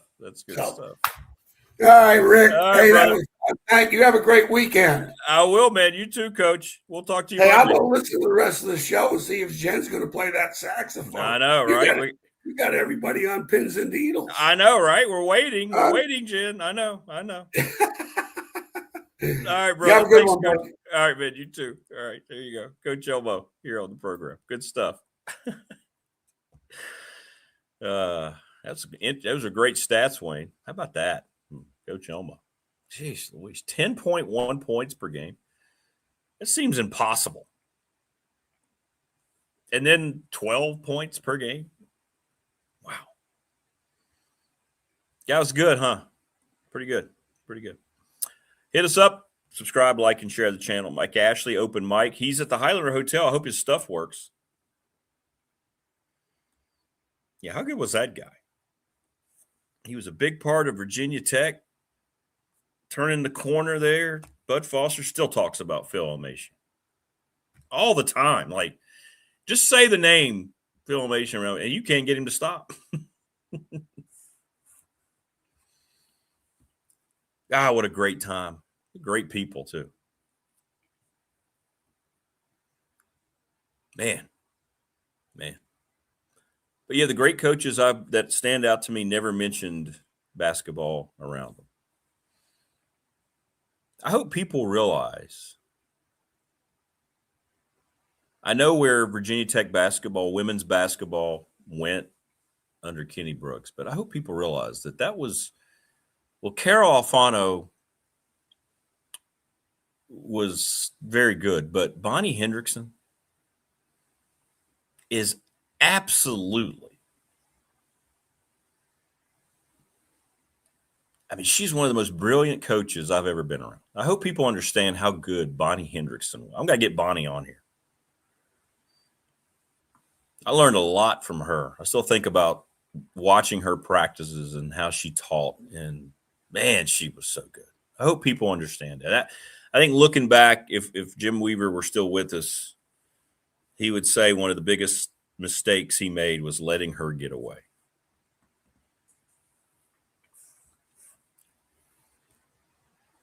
That team, that time, and the things she taught wasn't just because it was women's basketball. It was basketball. Just an unbelievable coach. And she's, I think today when you look at it, you'd have to rank her of all the sports in the history of Virginia Tech athletics. You'd have to put Bonnie Hendrickson in your top 10 of all-time coaches. There's no question. And look, Megan's doing a great job. This isn't comparing that. But I got to get Bonnie on here. Yeah, I will. I got to reach out to Bonnie. She'll come on. She's came on the radio show. We'll get her on. And we'll talk about those teams and her career. But, man, she was so good. So good. Mike Ashley going to join us here at some point. I sent him the invite. I wonder if he's up. And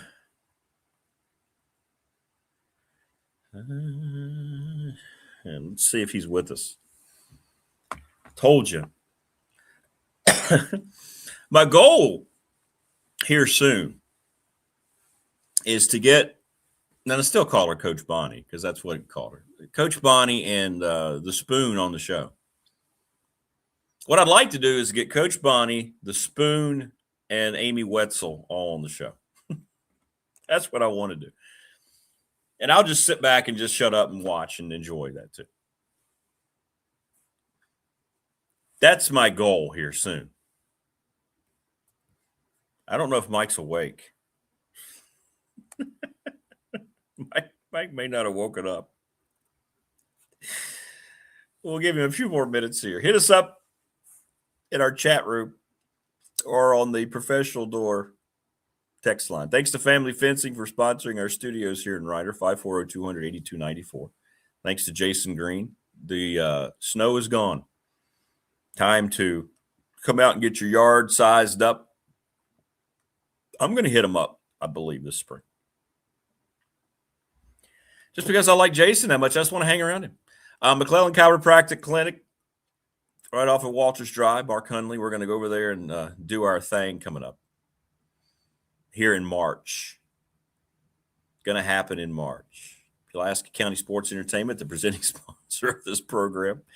Little River Heating and Air, Charles Lee, 540-553-2971. National Bank, member FDIC, exclusive banking partner of this program. Professional Door Incorporated, Travis Williams and Company, 38 years in business, residential, commercial garage doors. ReadySetFund.com, thanks to Bob Christ. ReadySetFund.com to raise money for your organization or your team. NRB Super Bowl, Lawson's Mobile Home Supply, and the attorney Ryan Prock. Yeah. Joining us now on the program. Is that bad? Mike Ashley from the Highlander Hotel. What's up, brother? Good morning. Good morning, pal. Good seeing you guys last night. Last night you swept in. I saw you before. I was getting ready to start radio pregame, and then I don't see the rest of the game. And then there you are at the end holding court. Where did you go? Where did you just watch the game? I went over to some good blue seats. Plenty of good seats still available. Way too often there, but I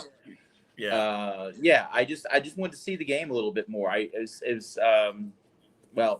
The real story is I was all set. I had my credentials and everything to come to the Big South tournament, but stuff's come up in the family that I'm not going to be able to be there. So I said, hey, I might not get to see these guys play again this year. So here I am.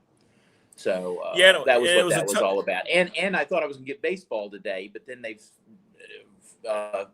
rearranged the schedule. So I think I'm going to have to head back home, but it's all good. Well, I got my deep morning. I'm Lou Rawls this morning. And I'm at this desk here in the Highlander. I'm right up against the wall. The TV's right here, so I had to turn it off because I would be going like this. But, I see it. This desk I feel like John Belushi on Weekend Update. I just want to go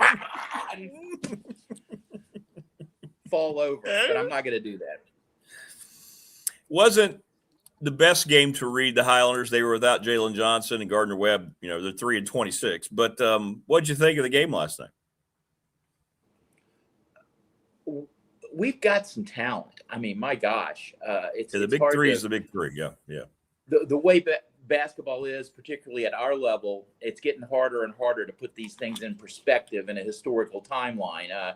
Because it seems like everybody's a one and done. I don't know what's going to happen at the end of the year. I don't have any inside information, but I tell you, we got a couple of guys that can help us win any game against anybody at our level in our league. And, are the kind of guys that get like Parker, breaking the school scoring record. He's a guy that can get hot and carry you. And, that's the profile of teams that if they do get to the NCAA tournament, which is a big if, you actually could have a little success. We do a lot of things well, and I just don't feel we've reached anywhere close to our ceiling, because I think there's a lot of things we don't do well right now, and we still seem to be winning games. So hats off to the coaching staff for holding this whole thing together this year in kind of a strange season. And, we got a puncher's chance. More than that, really, come to the Big South tournament, I think, because I think we are from what I've seen on your broadcast and things, one of the 2 or 3 most talented teams in the league. Yeah, there's no doubt. It's High Point, Winthrop, and us. I mean, I think that's what it's going to come down to. There's no doubt. There might be somebody else to sneak in there. What did they do last night? How about Asheville? Got absolutely throttled by High Point. Embarrassed. They had 29 points at the under 8 media time out of the second half. So High Point's getting healthy, huh? Yeah, and Radford's got to walk down to Asheville tomorrow, so we'll see. That's going to be it. If Radford wins that game, they'll be the 3 seed. So, it's not a good time to catch them, and after the big loss to Camp Mohawk. Hey, did you see where Charlie Baker's going to destroy the absolute last thing that was wholesome in sports, the NCAA tournament? He came out yesterday, said it will change. It's going to change next year. We're done with 68 teams. Yeah, boy. Nice job.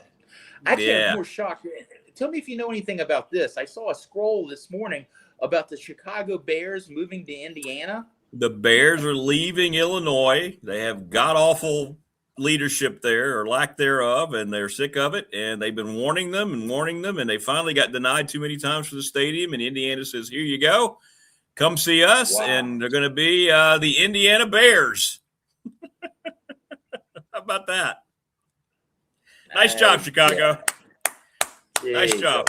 Yeah, nice job. And then the mayor or whatever he was looked like a total idiot yesterday up there. Just good Lord. But anyway, yeah, how about that's going to change, is it? No longer the Chicago Bears, Green Bay Packers. Hey, who do you play this week, Green Bay? Indiana.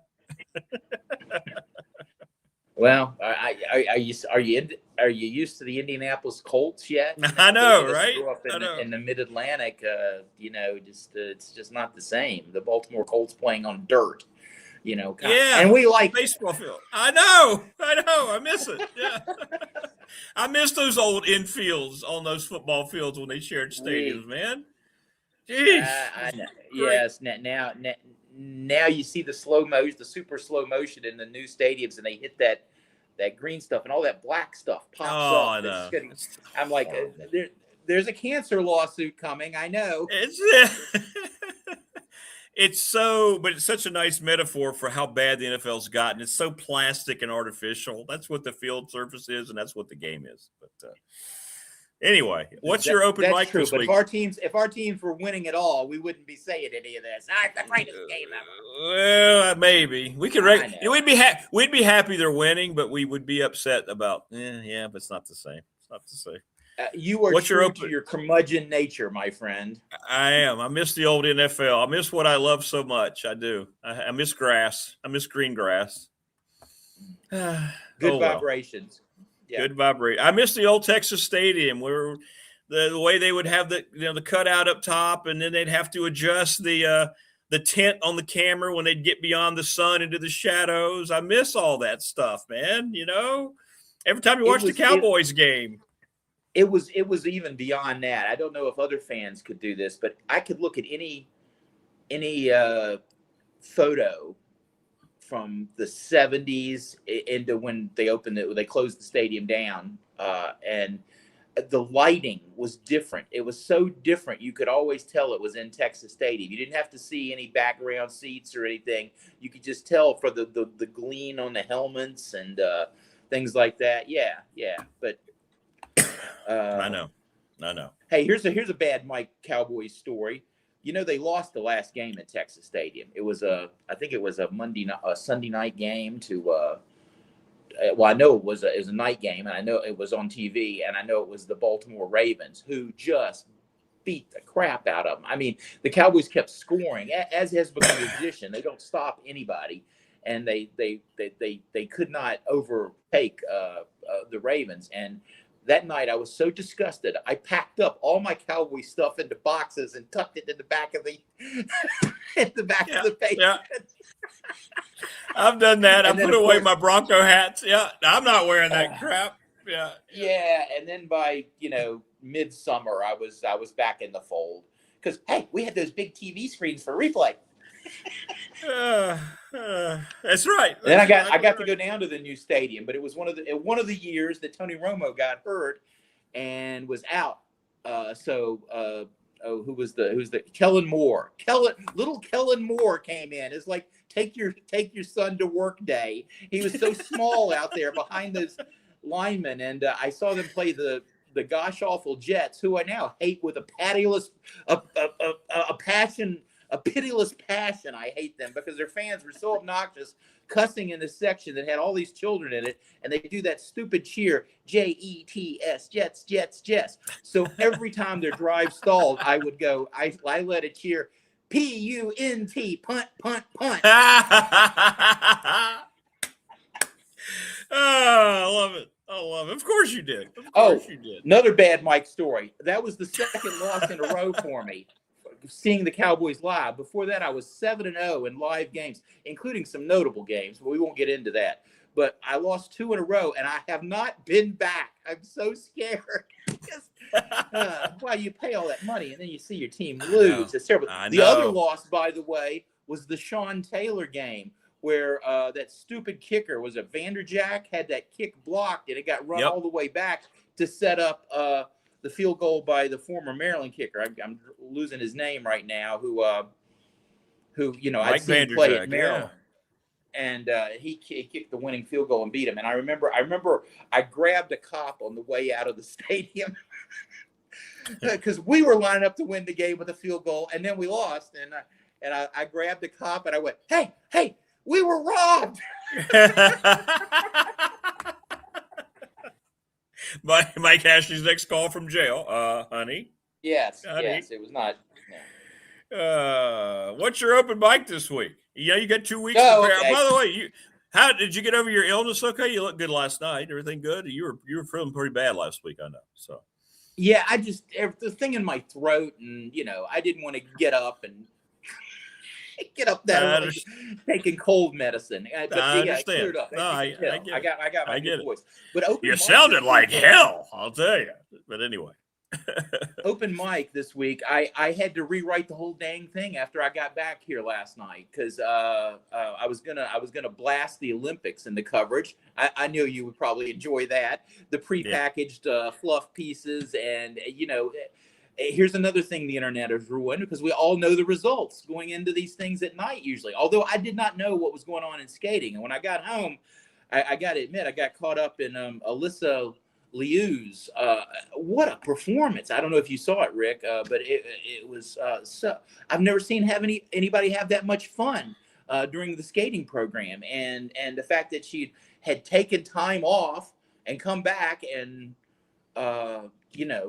won the goal, and nobody saw that coming, and I just thought that was a real true to life great story right there, and I got fired up. And then you get hockey highlights from the women pulling out that game late, which I didn't see. So yeah, the Olympics turned around on one night, but that's not what I'd written. That's okay. Because I was down about Lindsey Vohn's noble comeback attempt that didn't work out, and I was reminded by a friend of mine, Ken Brickey, smartest man in Roanoke, who once told me that the Olympics athletes' ages are like dog years. Lindsey Vohn's 41, but that's 80 in Olympic years. You don't usually come back like that. And then of course locally, Fairfax, we had that kid Ilya Malinin, who just literally fell on his face when he was expected to win goal, and that had me down. And I just want to say to him, here's the too much food dude telling the quad god that he'll be at the World Championships in March, and we'll hear nothing about that after all this skating falderall, and that's the way it goes. Every 4 years is when it's like locusts. The ice skating comes back. Like locusts. Yeah, I was going to say something bad about curling, but too many people, too many old men our age yell at me when I criticize curling. They like it so much. It's terrible. It's terrible. No, it's terrible. Right. Who wants to watch it on TV? Rick, as you know, I've had too many DNPs here on Friday mornings lately, so I wanted to catch up with some other sports headlines that I haven't had a chance to comment on. DNP, I like that. Everybody knows what that is, right? Did not play. Did not play. Coach's decision. Big Dog's decision. My decision. Mike's decision. So first of all, the Super Bowl was so boring, I couldn't really enjoy the Patriots getting their undies beat off. Terrible. Thoughts and prayers for the long-suffering fans, those massholes, as I learned to call them. Second, vacationing in Puerto Rico maybe assisted my understanding and tolerance, but I really enjoyed the spectacle of Bad Bunny's halftime show. It was so joyous and captured the spirit of the Commonwealth, which is actually a United States territory, meaning that those people are all Americans too.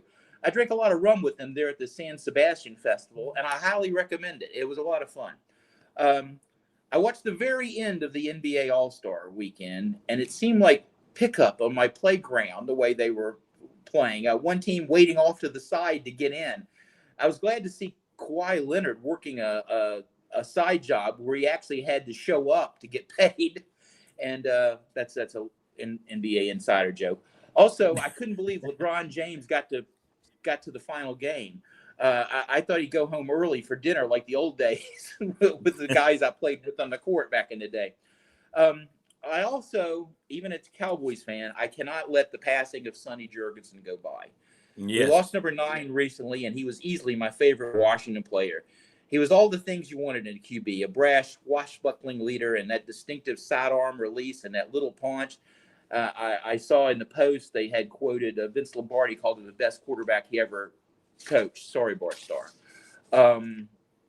Sonny also helps me out a lot around my anniversary time because my wife she's just not, and God love her, and I do. I love her too, and but she never remembers what date our anniversary is. I do, because I moved to DC, and we got married on the 9th. DC 9, come on. Every Washington fan knows what I'm talking about there. Correct. Anyway, I have always rooted for Washington's arch rivals. And one more thing on them. My Cowboys had arguably the worst defense in team history this year. Talk about doomsday for fans. Mm-hmm. I didn't see the first year in 1960 when they only had cast-off players, didn't win a game, and were generally horrible. But I did see these guys this year, and I said something that made my friends and I laugh. And it was this, and I will stand by this. I think my mom's Sunday school class could have scored on them. And then I went on to say, Miss Whitby open in the corner, touchdown. Mrs. Hash threw a gaping hole in the middle, big yardage. Speaking of which, hopefully better weather in baseball. Alex Guerra's Highlanders, already off to a fast start, are coming. I used to sit in church, not think about the old lady scoring touchdowns on the Cowboys, but I would sit there and imagine a wiffle ball stadium. And I could hear the whack of the bat in my head, and then the sound of the plastic ball bouncing around in the choir loft behind the pulpit. Seriously. And I'd like to say I cut all this out as I got older. I'd like to say no, you'd like to, but please, thoughts and prayers for me. Yeah, good stuff. Yeah, the Super Bowl was. Well, there you go. Perfect example of everything that's wrong in the NFL. Yeah, absolutely. Absolutely. Well, it was great to see you last night. It really was. You don't come in enough. It was great to be seen. I can't get to the Dedmon Center enough. Although, when are we going to be talking about a new arena or at least a major overhaul again to make it more user friendly? And we've got to have events that get people down there more often. I think on campus as time has marched on with the students, the Dedmon Center is kind of out of sight, out of mind. I don't know how we're 100% fix that problem, but we have to do that. I can't tell you how many meetings I sat in as a graduate in '83 and then coming to work there that we talked about that very thing. And we didn't have the signage or obviously the ways to keep in touch with people, but we just have to have more things going on down there and make that place a hub again for the whole town and the new River City, as it were.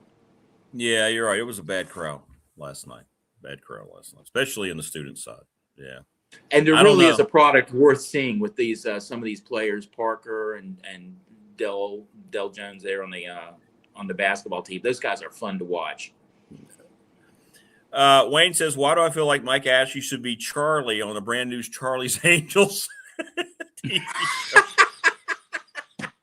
You could just be on the phone, your voice on the phone. Hey, Charlie. Hey, the podcast is not for me. I was a writer, ink-stained wretch. I was not supposed to be on TV or radio or anything. So, let me have my notes next to me so I can remember the names of kickers from Maryland I covered. And I like that. I can picture the guy. He kicked the field goal to beat Georgia Tech on a big night game that year when Ralph Friedgen went 7-0 back in 2001, and Maryland was the talk of the town. Hey, that was a long time ago, wasn't it? It was. Well, listen, I know you have to travel all day today, so safe travels back to your favorite part of the world, Northern Virginia. Yay! Yeah, I love telling people I'm trying to move away from there, and I'm taking 2 cars with me when I go. And of course, as everybody knows, the Beltway up there is a living, breathing animal, and it's much different in the New River Valley. In Radford, the inner loop is Norwood Street, and the outer loop's Rock Road. Okay, so yeah, that's it. Love it. All right, hey, Goober says, hey to everybody, it's great to be back. Thanks a lot. Safe travels to Goober. All right, brother, be safe. There you go, Mike Ashley here on the program. Good stuff from the Highlander Hotel. Did a great job. Jen will join us coming up. Who was that? That was funny, Wayne. John Forsythe? Is that right? Wasn't he the voice on the phone? I just remember them all sitting in the office. Hey, Charlie. Hey, hi. I know you remember Wayne, Farrah Fawcett sitting on the desk. Hey, Charlie. Hey, Angels. Hi, I'm John Forsythe. I'm Charlie.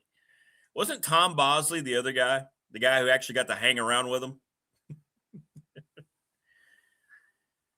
And by the way, I never understood the hate on Kate Jackson. Kate Jackson was very attractive. She was also the very smart one. So don't be hating on Kate Jackson. I know you had Fair and Jacqueline, then you had Cheryl Ladd, but let's don't hate on Kate Jackson. Let's don't get into that. So it was John Forsythe. Okay. Big Dog Pop coming soon. Hi, Charlie. Hi, Angels. I would like to be that. I think I could do that. I think I could be the voice actor on the phone, on the speaker. Hello, Angels. How are you? Oh, hello there, Rick. Hi, Angels. Great job on the case today. I'm having a sniffer of brandy right now. Some well-prepared meats. Take the weekend off, Angels. Anyway, joining us now on the program, she is our favorite angel. Now there's a segue. It's Jen, the Gamecock girl. How are you? Hey, I just want to say thank you for all the sweet birthday greetings. I appreciate that. I even sent you a Gamecock custom birthday greeting. You sent me 2. I sent you 2. That's right. Mm-hmm. Thank you. That was really, really, really sweet. And I've been working so hard. It was welcomed. I needed a little bit of fun and love about then. And I'm still in the thick of my most crazy work time. So thank you for all the sweetness. I do what I can. We're over 20 years together, and there's, it's magic. I'd like to say the magic is still there, Jen. I really would. So there you go. Mm-hmm. It's magic only because we've never acted upon it. If we were together, we probably would have broken up. Sure. No, I don't think so.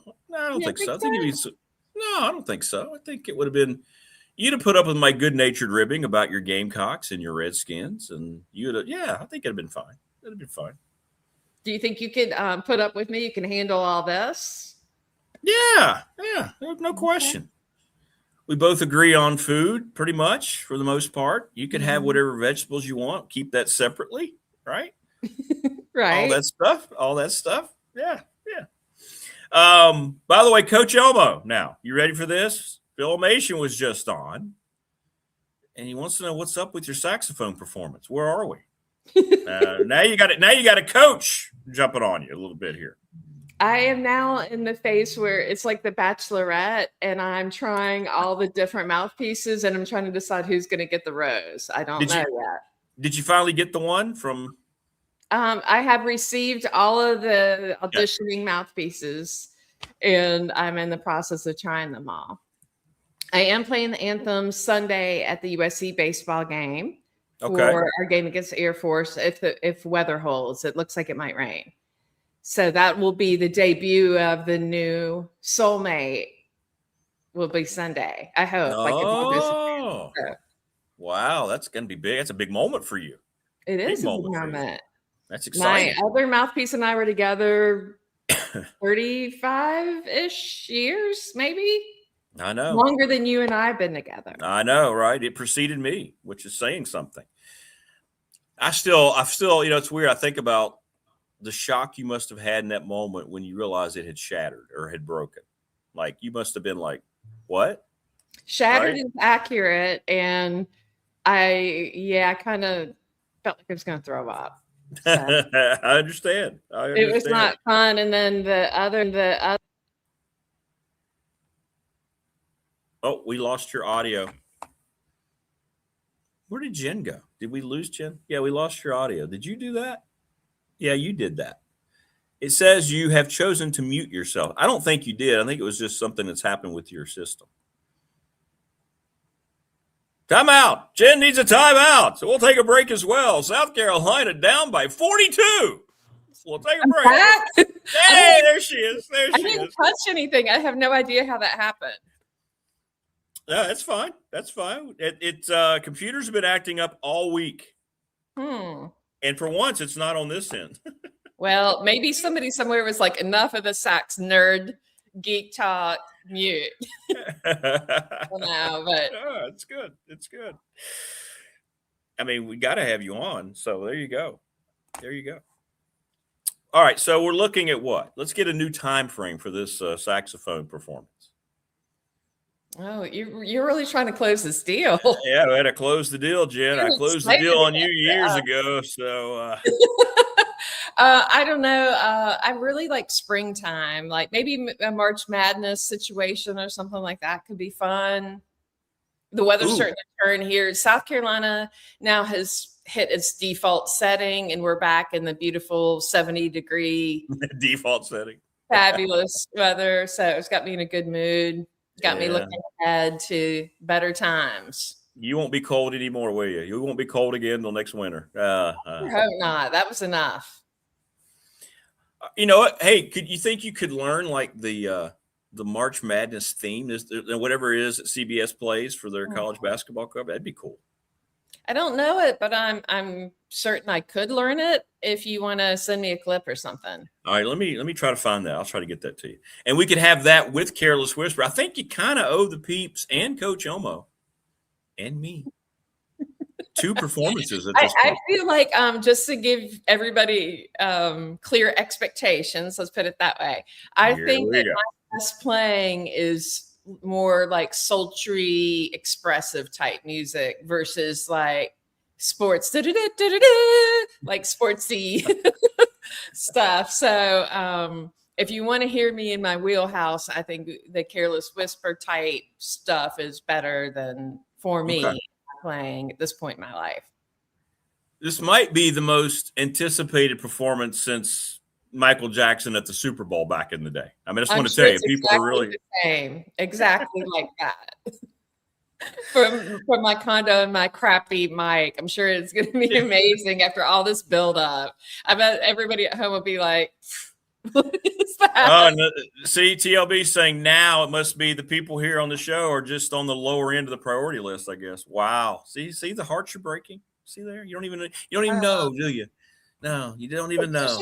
People will remember I used to play the anthem solo for all the boys' basketball games. And I would just walk out in the mid-court and just do it solo without any accompaniment or tracking or anything like that. And that was a fun time for me. You know, when you're younger, that you don't have any nerves or apprehension. You just go out there and like, okay, good, I'm done. Now can I eat some popcorn and hang out with friends? Yeah, I get it. So, you know, now this buildup has occurred, and I'm a little bit worried about it, but I'm more concerned about the sound quality. No, it'll be fun. I think we've gotten to Super Bowl hype type of buildup for this. I really do. That's where we are with this.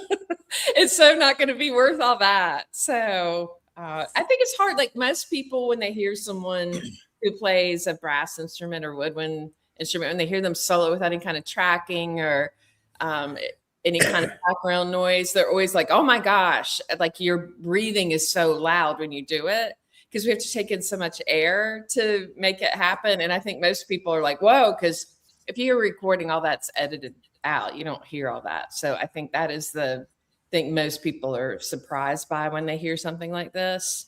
We need a lot of air moving. I think people are going to I think you're going to be surprised. I think everybody's going to be like, wow, she's really good. She's really good. She's really good, everybody. Trust me. She's really good. Did you ever watch Parks and Rec? Yeah. Mm-hmm. You remember Ron Swanson as Duke Silver when he'd get on his saxophone? And, you know, by the way, he really does. That actor plays the saxophone. He's really good. I mean, a lot of famous people dig the sax. Jennifer Gardner's, she played sax in high school. She's a cool chick. Sax people are fun. I picture you being that way where you're under sax, your voice gets lower.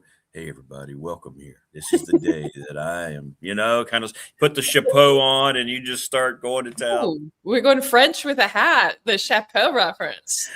Look at you. Okay, Pulaski County High School teaching you the French. Go Cougars! Did you have French at PCHS? Yeah, we did, but I took Spanish. Okay, you're multilingual. Who knew? Who knew? And I had to learn to drop that accent. I had to work on that, and I still have it, I guess. But you had to learn to drop that country twang from your voice a little bit. Yeah, I get it. I still have things that I say here that people laugh at me because they say it's very unique to our part of the world, which I've never thought about. Like apparently the way we say southwestern, northwestern, like that little turn at the end is unique to Appalachia. And people tease me about it all the time down here. And I can't cure myself. Really? That's one of the things. Yeah. So what word is it again? Southwestern? Any kind of like the directional stuff like that. Southern, Western, like they don't say it like we say it. Well, they're losers. Every single time they'll call me out on it here. So I've gotten very self-conscious about it, but it is apparently unique to our part of the world. But I think in general, my accent is sort of a mix of different things because my parents were not originally from that area. They were from Delaware. So I think I've got kind of a weird mix of stuff. And now I've got South Carolina thrown in it. In South Carolina, I feel like the Southern accent here is slower and a different kind of tone to it versus I think the Appalachian accent's a little more a little harsher at times, not for lack of a better word, like it's got more edge to it. Well, let me ask you this is going to be a stupid question. In Poland, is there a different texture to the voice? Is there an accent for true Polish people?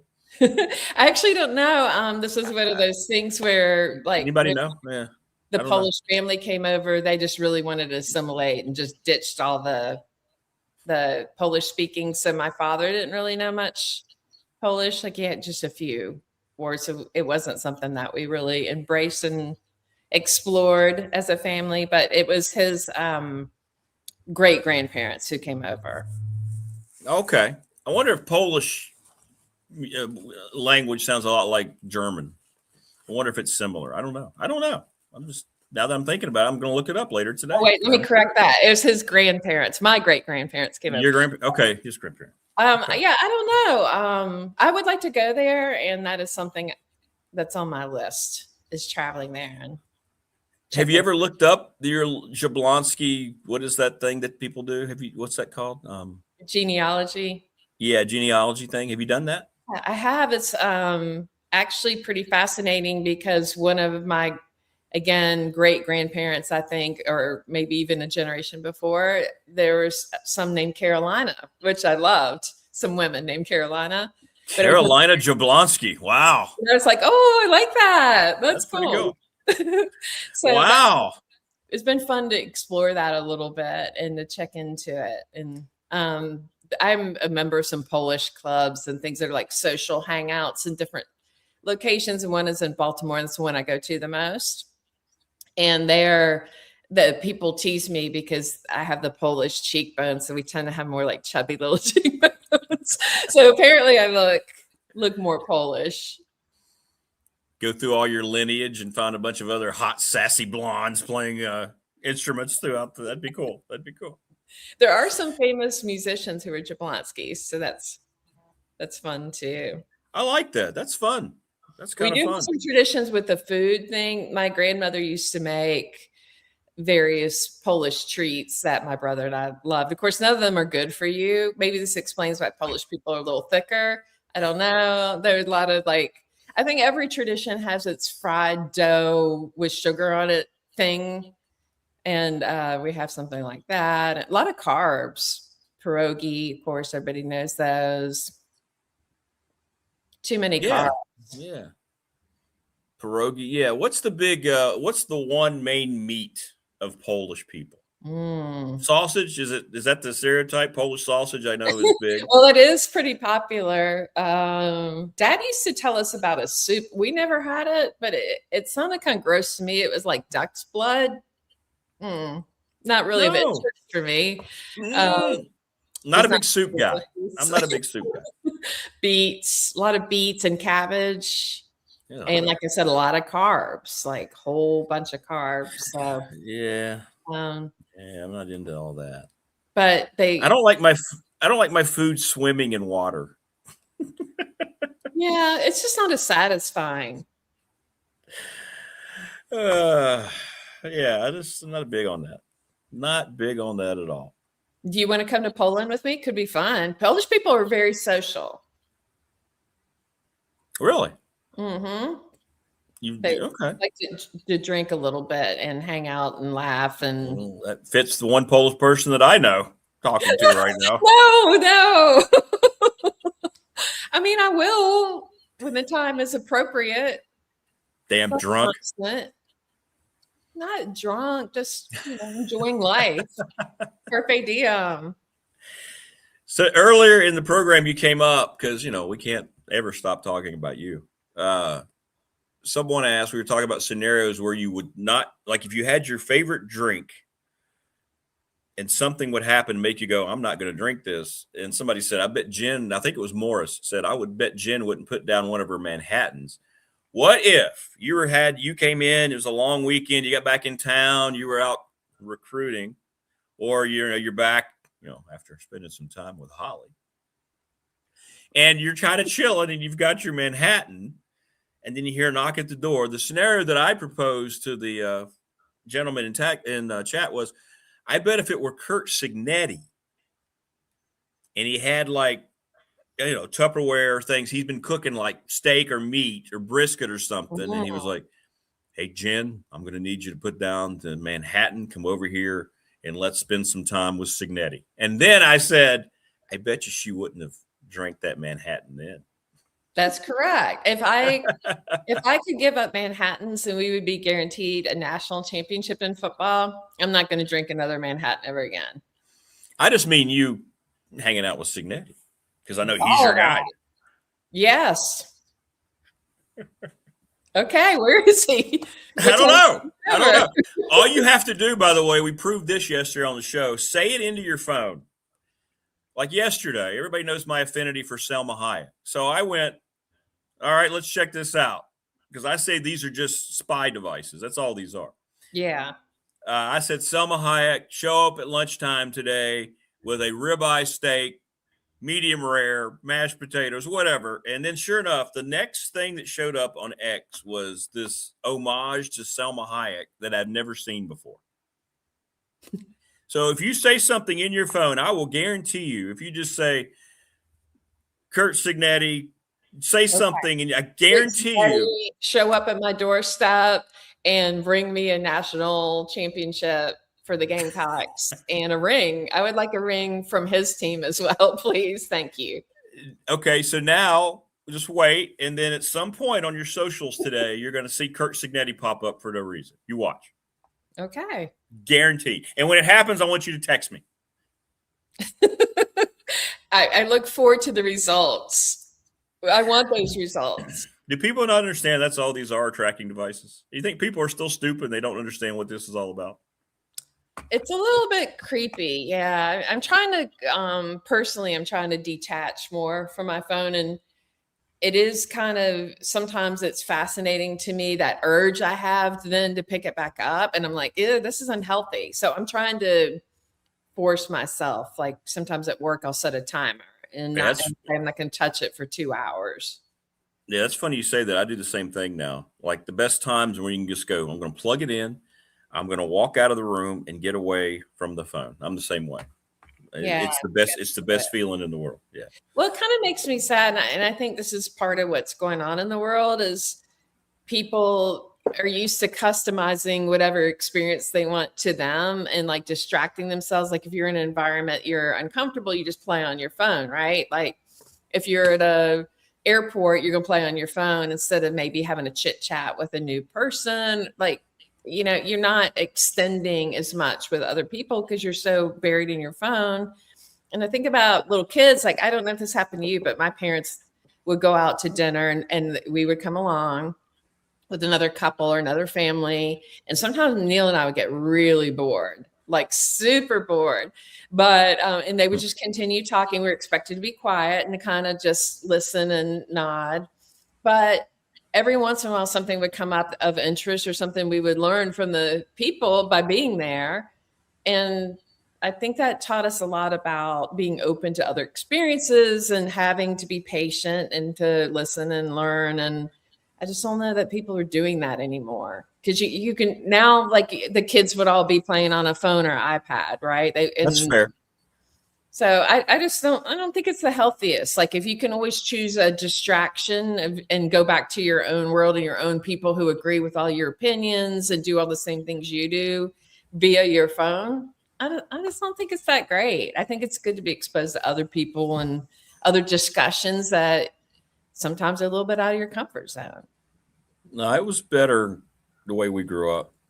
I think there's something about, like you're saying, you had to interact to create relationships. You had to go out and play to have entertainment. You had to be creative. Books meant something, whatever it was. I mean, you're right. 100% change. I agree with you 100%. And now it's just like everybody's so glued to their phones at all times. I mean, at all times. It's just in the younger generation, it's their norm. Yeah. It's like, oh, I don't like what's happening right now, and I'm bored with what this person's saying, so I'm going to pick up my phone. I'm going to get into my phone. Right. Maybe not. Maybe challenge yourself to have a little more mental toughness than that, And I'm trying to embrace that myself. I have caught myself doing it. Like the Gamecocks are playing poorly. I've just picked up my phone, and I'm like, I'm going to think about something else. But sometimes in doing that, I've missed like the turnaround moment where the game switches and now we have momentum, and you miss things, and I just don't think that's a good thing. Most of the time I'm on mine for sport, for result, for things like that. I don't ever usually just sit there and I'm not scrolling sites and doing a lot of that stuff, but I do like to keep up with games. I do that a lot, and scores and things like that. And when I'm doing a game, I'm calling a game, a lot of times, I'm going on the phone to get updates of what's happening elsewhere and things like that, or to look up a fact to make sure I don't mess up a fact. But I don't really sit there all day and scroll. That's good, because I feel like one day I scared myself because I scrolled too much. And then when I went to bed and started the dream, I had dreams where that material was kind of scrolling in my brain visually in my head. And I thought, okay, that's a sign. I gotta calm down on this. So that's true. Have real ramifications, because I think it changes the way you think and the way you process information and entertain yourself. I don't think any of it is a good result. The AI thing to me is fun, but also kind of terrifying. Like I'm just waiting for the day that somebody's loved one in the hospital is diagnosed by AI and then doesn't make it because of that, because it was a misdiagnosis or something. Yeah, it's going to put Hollywood out of business. AI is going to put the creative visual. This is going to be the last type of thing that's real. People are creating scenes in movies and they're putting them side by side. Some of these AI programs are so advanced, you can't tell a difference between a fight scene with, if you watch one of the Rocky movies and you put Sylvester Stallone against Carl Weathers as Apollo and Rocky, it's scary. And that's the one that I saw. You're like, which one's AI, which one's real? And I know there are people that understand how to spot the difference, but if you're watching it and I was wrong and I was like, that's scary. That's scary. So it's going to happen. Yeah, it is scary. I think in some ways, maybe it'll help live music because people will maybe have more appreciation. I hope. Real live music, I hope. But it's fascinating. One of the people I know that I went to school with, he started an AI country artist in Colombia. And that artist is being followed at record numbers and cranking out material. And he's not real? It's not real. But a lot of people either don't get it or they're fascinated by it, or I don't know. He's very attractive. The music is very formulaic commercial country, but it's catchy. Like if you're into, that's not my thing. Like the bro country thing is not for me, but it's good stuff if you like that. Yeah, agreed. That's scary. That's very frightening. So you say people that are watching and listening don't understand that it's AI? A lot of them, they think it's real? I think they don't get, I don't think they know. And they're, the artist, I think his name is Rowan something. I'll have to look it up. Yeah. But, so he releases stuff on Spotify regularly, and it's being downloaded in pretty big numbers. And there's a bio created around his existence, and it talks about him being a bartender in Colombia and a Gamecock, and like sometimes he's in Gamecock clothes, and it's a little, I don't know how I feel about it. That's scary. Wow. People are downloading the music. Well, in music today, I don't like the downloadable thing. I know is convenient, but there's something cool about having a CD or an album and listening to that album as soon as you got it home, front to back, and understanding you had to listen to the whole album, not just a popular song, that there was a reason in most cases, or a lot of cases. A lot of people just do it for commercial value, but there was a reason. Like the albums you enjoy from Coltrane, those jazz albums, they're put together a certain way for a reason in the artist's mind, their mind's eye about how it was going to fit together. And now when you can just go to Spotify anywhere and it's just not the same. And I don't think there's an appreciation for music the way there needs to be. It was something about saving up your money and going to buy the latest album by whomever and taking it home, and you can't wait. And you're looking through the album sleeve and you're reading the lyrics. And now it's just bad. It's just bad.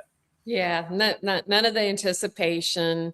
And you're right. It was more like a production for musicians, thinking about the flow of the album and thinking about the pacing of it.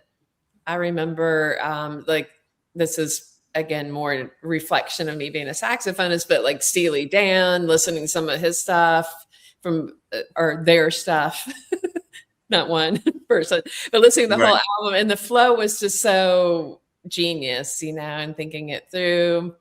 Earth, Wind and Fire, all those albums, and the excitement of getting them. I know. Not the same. So as much as we think we've advanced and we've made all these technological advances, we've kind of set ourselves back, haven't we? We really have. I don't know. I'm genuinely concerned.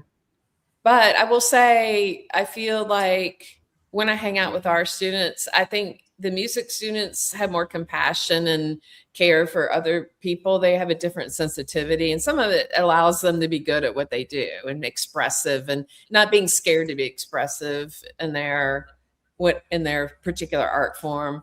But sometimes if I'm out in the general world, away from my bubble of music people, people just aren't as nice and as caring. I think that they're better in the South overall, but there's definitely a changing culture in the country, and people are quick to be inflamed and angry, and it's not a good change. No, it's not. The changes that are going on in this country, there's none of it's good. Hey, there you go. We got Earth, Wind, and Fire fan. What's up, Chris? You have a good weekend. Christopher Lesser, EWF. Earth, Wind, and Fire, one of my all-time favorite bands. No question. Easy to love. So talented. And the energy, I've always loved their message, has always been about peace and love for all, and very upbeat, caring for everybody. They have a lot of good parts to them besides being amazing musicians. Yeah, Maurice White, absolute genius. Mm-hmm. God rest his soul. A new documentary that Questlove is releasing about them that I'm really excited about. I think it's going to be on Netflix, but I need to really. Ooh, okay. I'll be all over that. Digging into like some of the old school music and doing some documentary work is his next artistic venture. I'm very excited. Okay. I'm all over that. Yeah, it'll be good. Philip Bailey, the singer. One skill I have that nobody would ever guess. Well, since you just mentioned Philip Bailey, I'm wondering if you can sing falsetto or something like that. Yeah, I can sing. I can sing the song "Reasons." If you ever listen to "Reasons" and hear some of that, if you're in the right mode. Okay, do it right now. All right, you're trying to get me to play sax. Why am I not hearing that? Because I haven't. This is going to sound lame, but I'm still coughing. I'm still not. I'm still in mode. Like when I come on to talk, I have to program my vocal levels to keep from coughing. Does that make sense? Like even last night, I realized I was doing it. You have to change. So I'm not talking like I normally do. I hear a little bit of rasp in your voice, but I'll tell you, hanging around vocalists all the time, you need to get the throat coat tea. Do you have that? You must get that. Like every singer, that's part of their arsenal. And there's a spray, and I'll send you the link for it. You need to get that. That'll help you. Like all the singers have all the tricks because they have to do it the that'd be time. great. That'd be But great. the throat coat tea, you can buy that at any health food store. Probably even now it's in regular stores. Probably, Yeah. would they call it Gucci Kroger in Blacksburg? Yeah. But I can give you all the tricks. But yeah, I Yes. hear a little bit in your voice. I know you're not quite back yet. I'm not there. But yeah, I've had to like tone everything down a little bit. So because if not, I'll tickle. Sultry. I hear it's like a little more like, hey, baby. Yeah, it has to be at a lower. Yeah, because as soon as I start getting a little louder and you start to, it messes up. So yeah. But yeah, just looking for you. Anything you can help with, that would be great. Yeah, I do. I have all the secrets from them. The voice people are the most knowledgeable about Well, that's it. good because warm teas and stuff. I've tried that. I do it. It doesn't work. I've tried the warm tea and honey. It does it at the time for like 10 minutes, but then here it comes 10 minutes after. You're like, There's a supplement too. I'll send you all the stuff. The supplement will help you a lot. Yeah. Well, it's always great to catch up with you. I'm so glad now you've got choices with the mouthpiece. Let me know how it goes this weekend. You'll post a video, right? You usually do. I will if it happens. I don't know. Rain may be an issue. But I wanted to do the Air Force game because, as you know, Cousin Howard, who we've talked about a lot on the show, is an Air Force. He's retired Air Force. So he's a vet. He was in Vietnam. So I wanted to do the Air Force game. We're doing all the military branches. Well, most the ones with baseball this weekend. We're playing Army. I'm trying to think when that game is. No, very cool. Anyway, I picked the Air Force one on Sunday on purpose to honor him. So I really hope that it works. Y'all need to do what you need to kind of borrow from Clemson. I love what they do with the veterans, and Army went up with them. You guys need to do that when Army's in town and Air Force too. I'm sure they will. Yeah, that was really nice. And I don't often, quote unquote, like social media stuff with Clemson, but that was cool. Yeah, I appreciated that. That was cool. Mm-hmm. Well, we appreciate you as always. You have a great weekend, and I hope it goes well. And folks, it's going to happen. We'll pick out the time, and we'll get Jen on her saxophone. It's going to be a great day here on the program.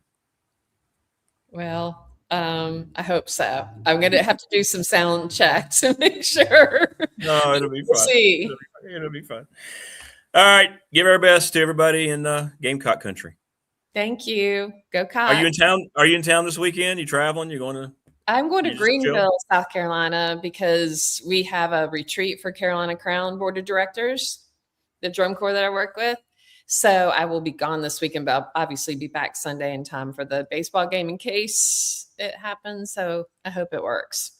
Okay. Yeah, I'm traveling too. I'll be in Asheville. Oh, we'll be kind of close to each other then. Asheville and Greenville is 45 minutes. No, you should come out to the arena and hang out. I'll be there. I'll be there tomorrow. I got stuff to do. But oh, I know. Always got stuff to do. I know. I understand. Hope the Highlanders get it done, though. Yeah, I think they will, actually. I think they're going to win tomorrow. All right.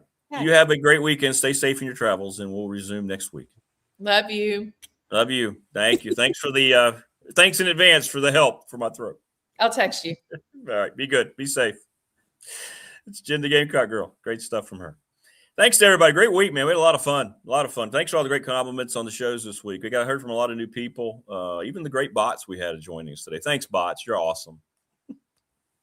This means we're reaching a larger variety of people. Please remind people to subscribe, like, and share the channel.